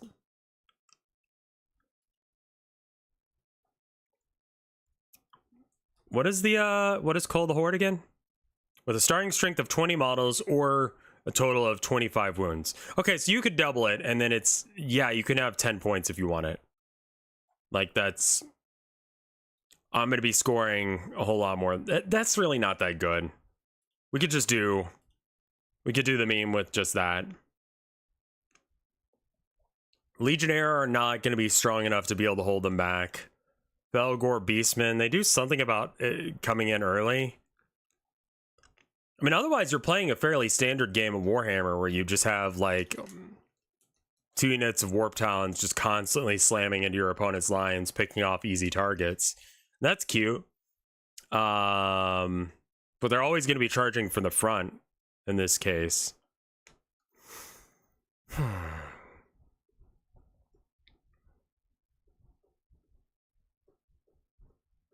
I'm not seeing this working, man.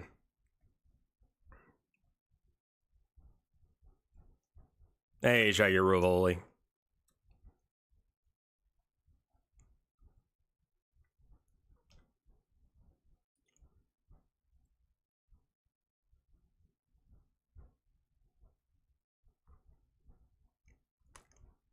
And I mean, I guess you would constantly be dropping random bullshit in your opponent's deployment zone.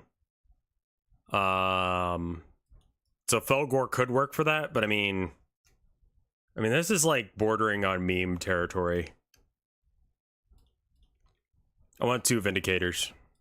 I think 3 is too many. Like, they're cheap right now, but it is a heavy point investment for something that will not be able to get into range half the time.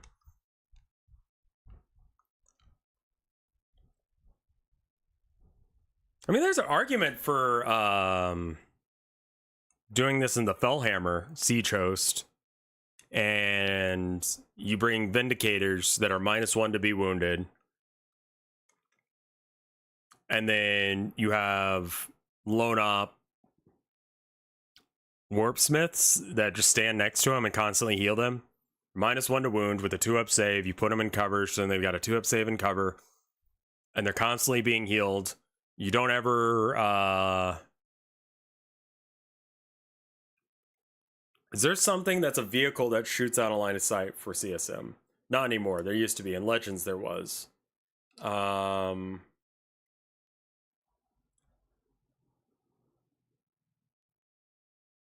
Orcs, you have it with the Wrecker Truck Squig Buggy, but it's fucking horrible.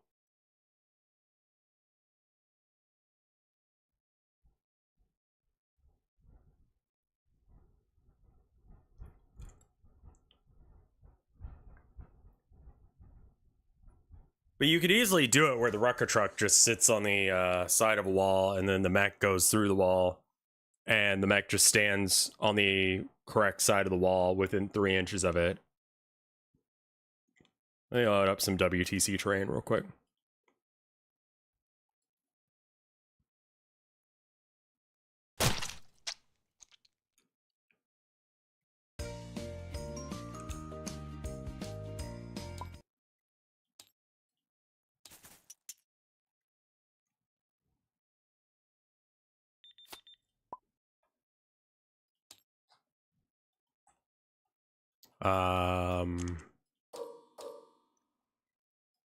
Sure. Whatever. Pariah Nexus. Dawn of War.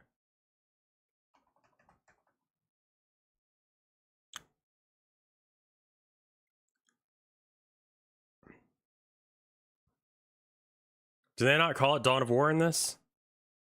I guess not. Sweeping engagement?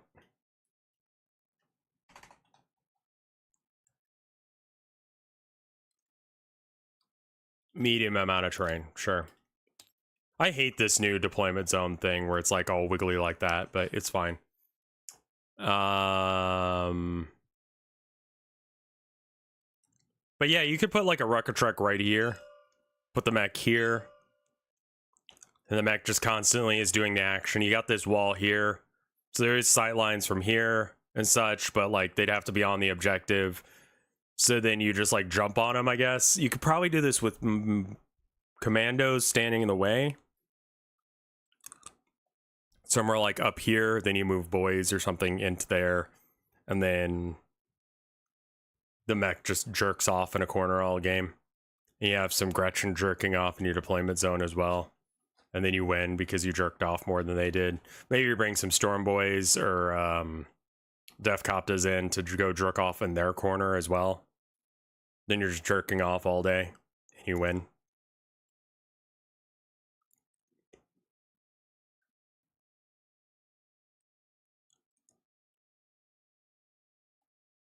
Yeah, aggressively jerking off seems to be the strategy. And it does make the Wrecker Truck better, because the mech can give it +1 to hit, which means that could do something. You could very easily do this also with CSM and just have a Warp Smith here and something there that can't be targeted because it's hidden behind the wall. Cheapest vehicle that CSM has access to, kind of shit. I have no idea what that is. Rhino?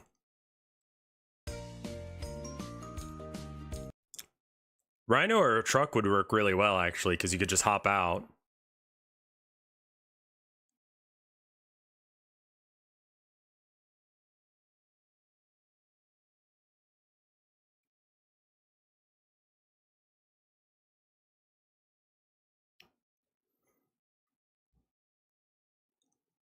Just had another really stupid idea.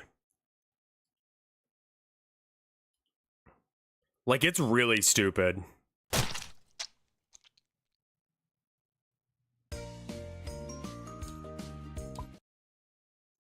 This would be with CSM.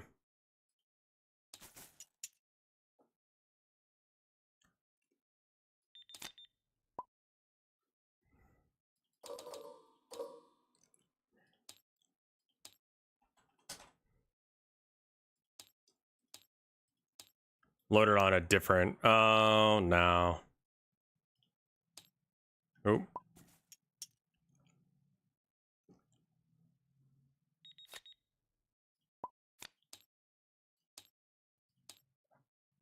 Something other than sweeping engagement. Search and destroy. Crucible of battle. Sure.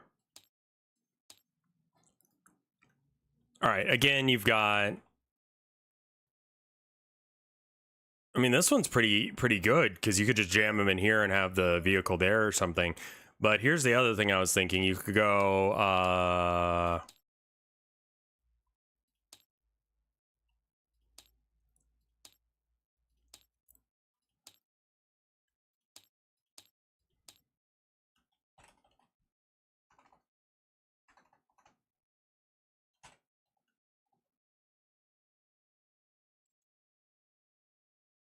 Did they not make the blood, whatever the fuck that is? What is that terrain piece called? Maybe it's just in, like, the terrain section.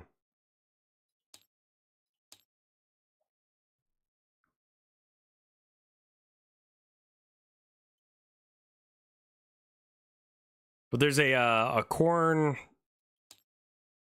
thing. Blood altar. Warhammer. Skull altar, that's the name of it. And I think I was spelling altar wrong as well. Sorry, it's either going to be skull or blood for...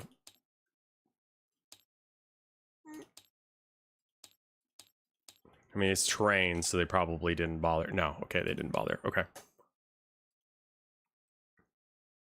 So depending on the size of this fucker, you could just put this in the way. And put the, because it's got infiltrate for some fucking reason. And then you put the warp smith behind it. I don't think it has health, so I don't think you can hurt it.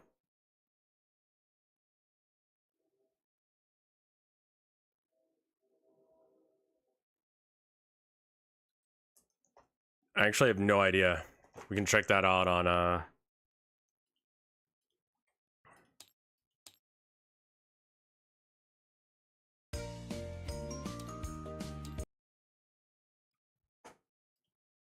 mean, then you wouldn't even need a lone op character to do it. Depending. You do have to bring blood letters, which is awkward as shit, but they could go do actions or something.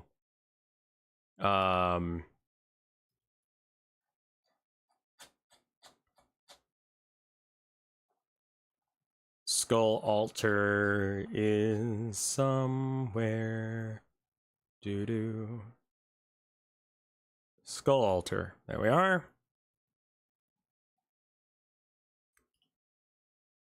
It does have health. Okay, so it can die. Does it explode or anything when it dies?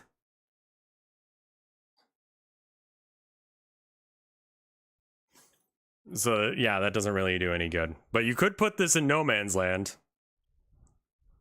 and hide your warpsmith behind it. And then your warpsmith does the action and it's hidden behind a giant fucking piece of terrain.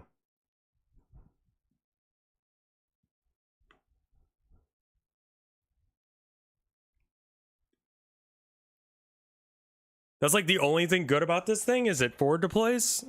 As far as CSM is concerned, you get to mess with the Shadow of Chaos with this. In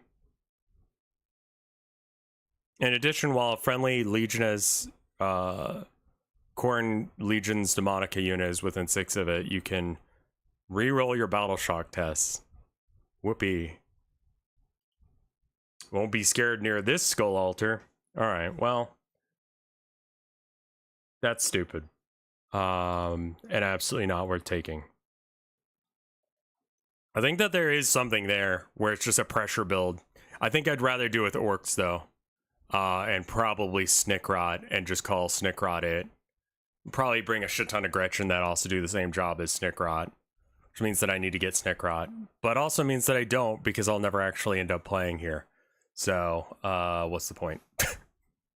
Alright, well, this is an attempt for me to bring people in on Warhammer shit, and it does not look like it worked at all. So, what I think I'm going to do is I'm going to go for now, and probably lie down on the floor downstairs where it's much cooler. I have no idea what the temperature is right now.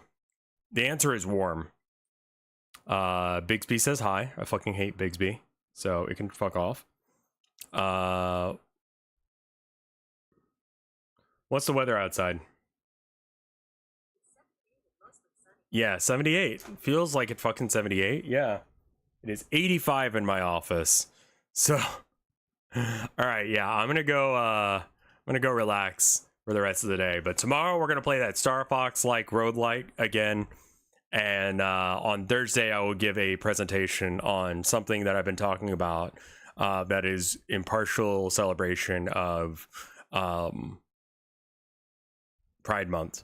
So if you want Pride stuff, if you want to talk about gay pride, Thursday. No, this is not me coming out as gay or trans or whatever. I'm just gonna throw that out there right now, like, so people don't get excited. But doing something for the gays. Am I coming out as pride? I'm coming out as wrath. I want more violence.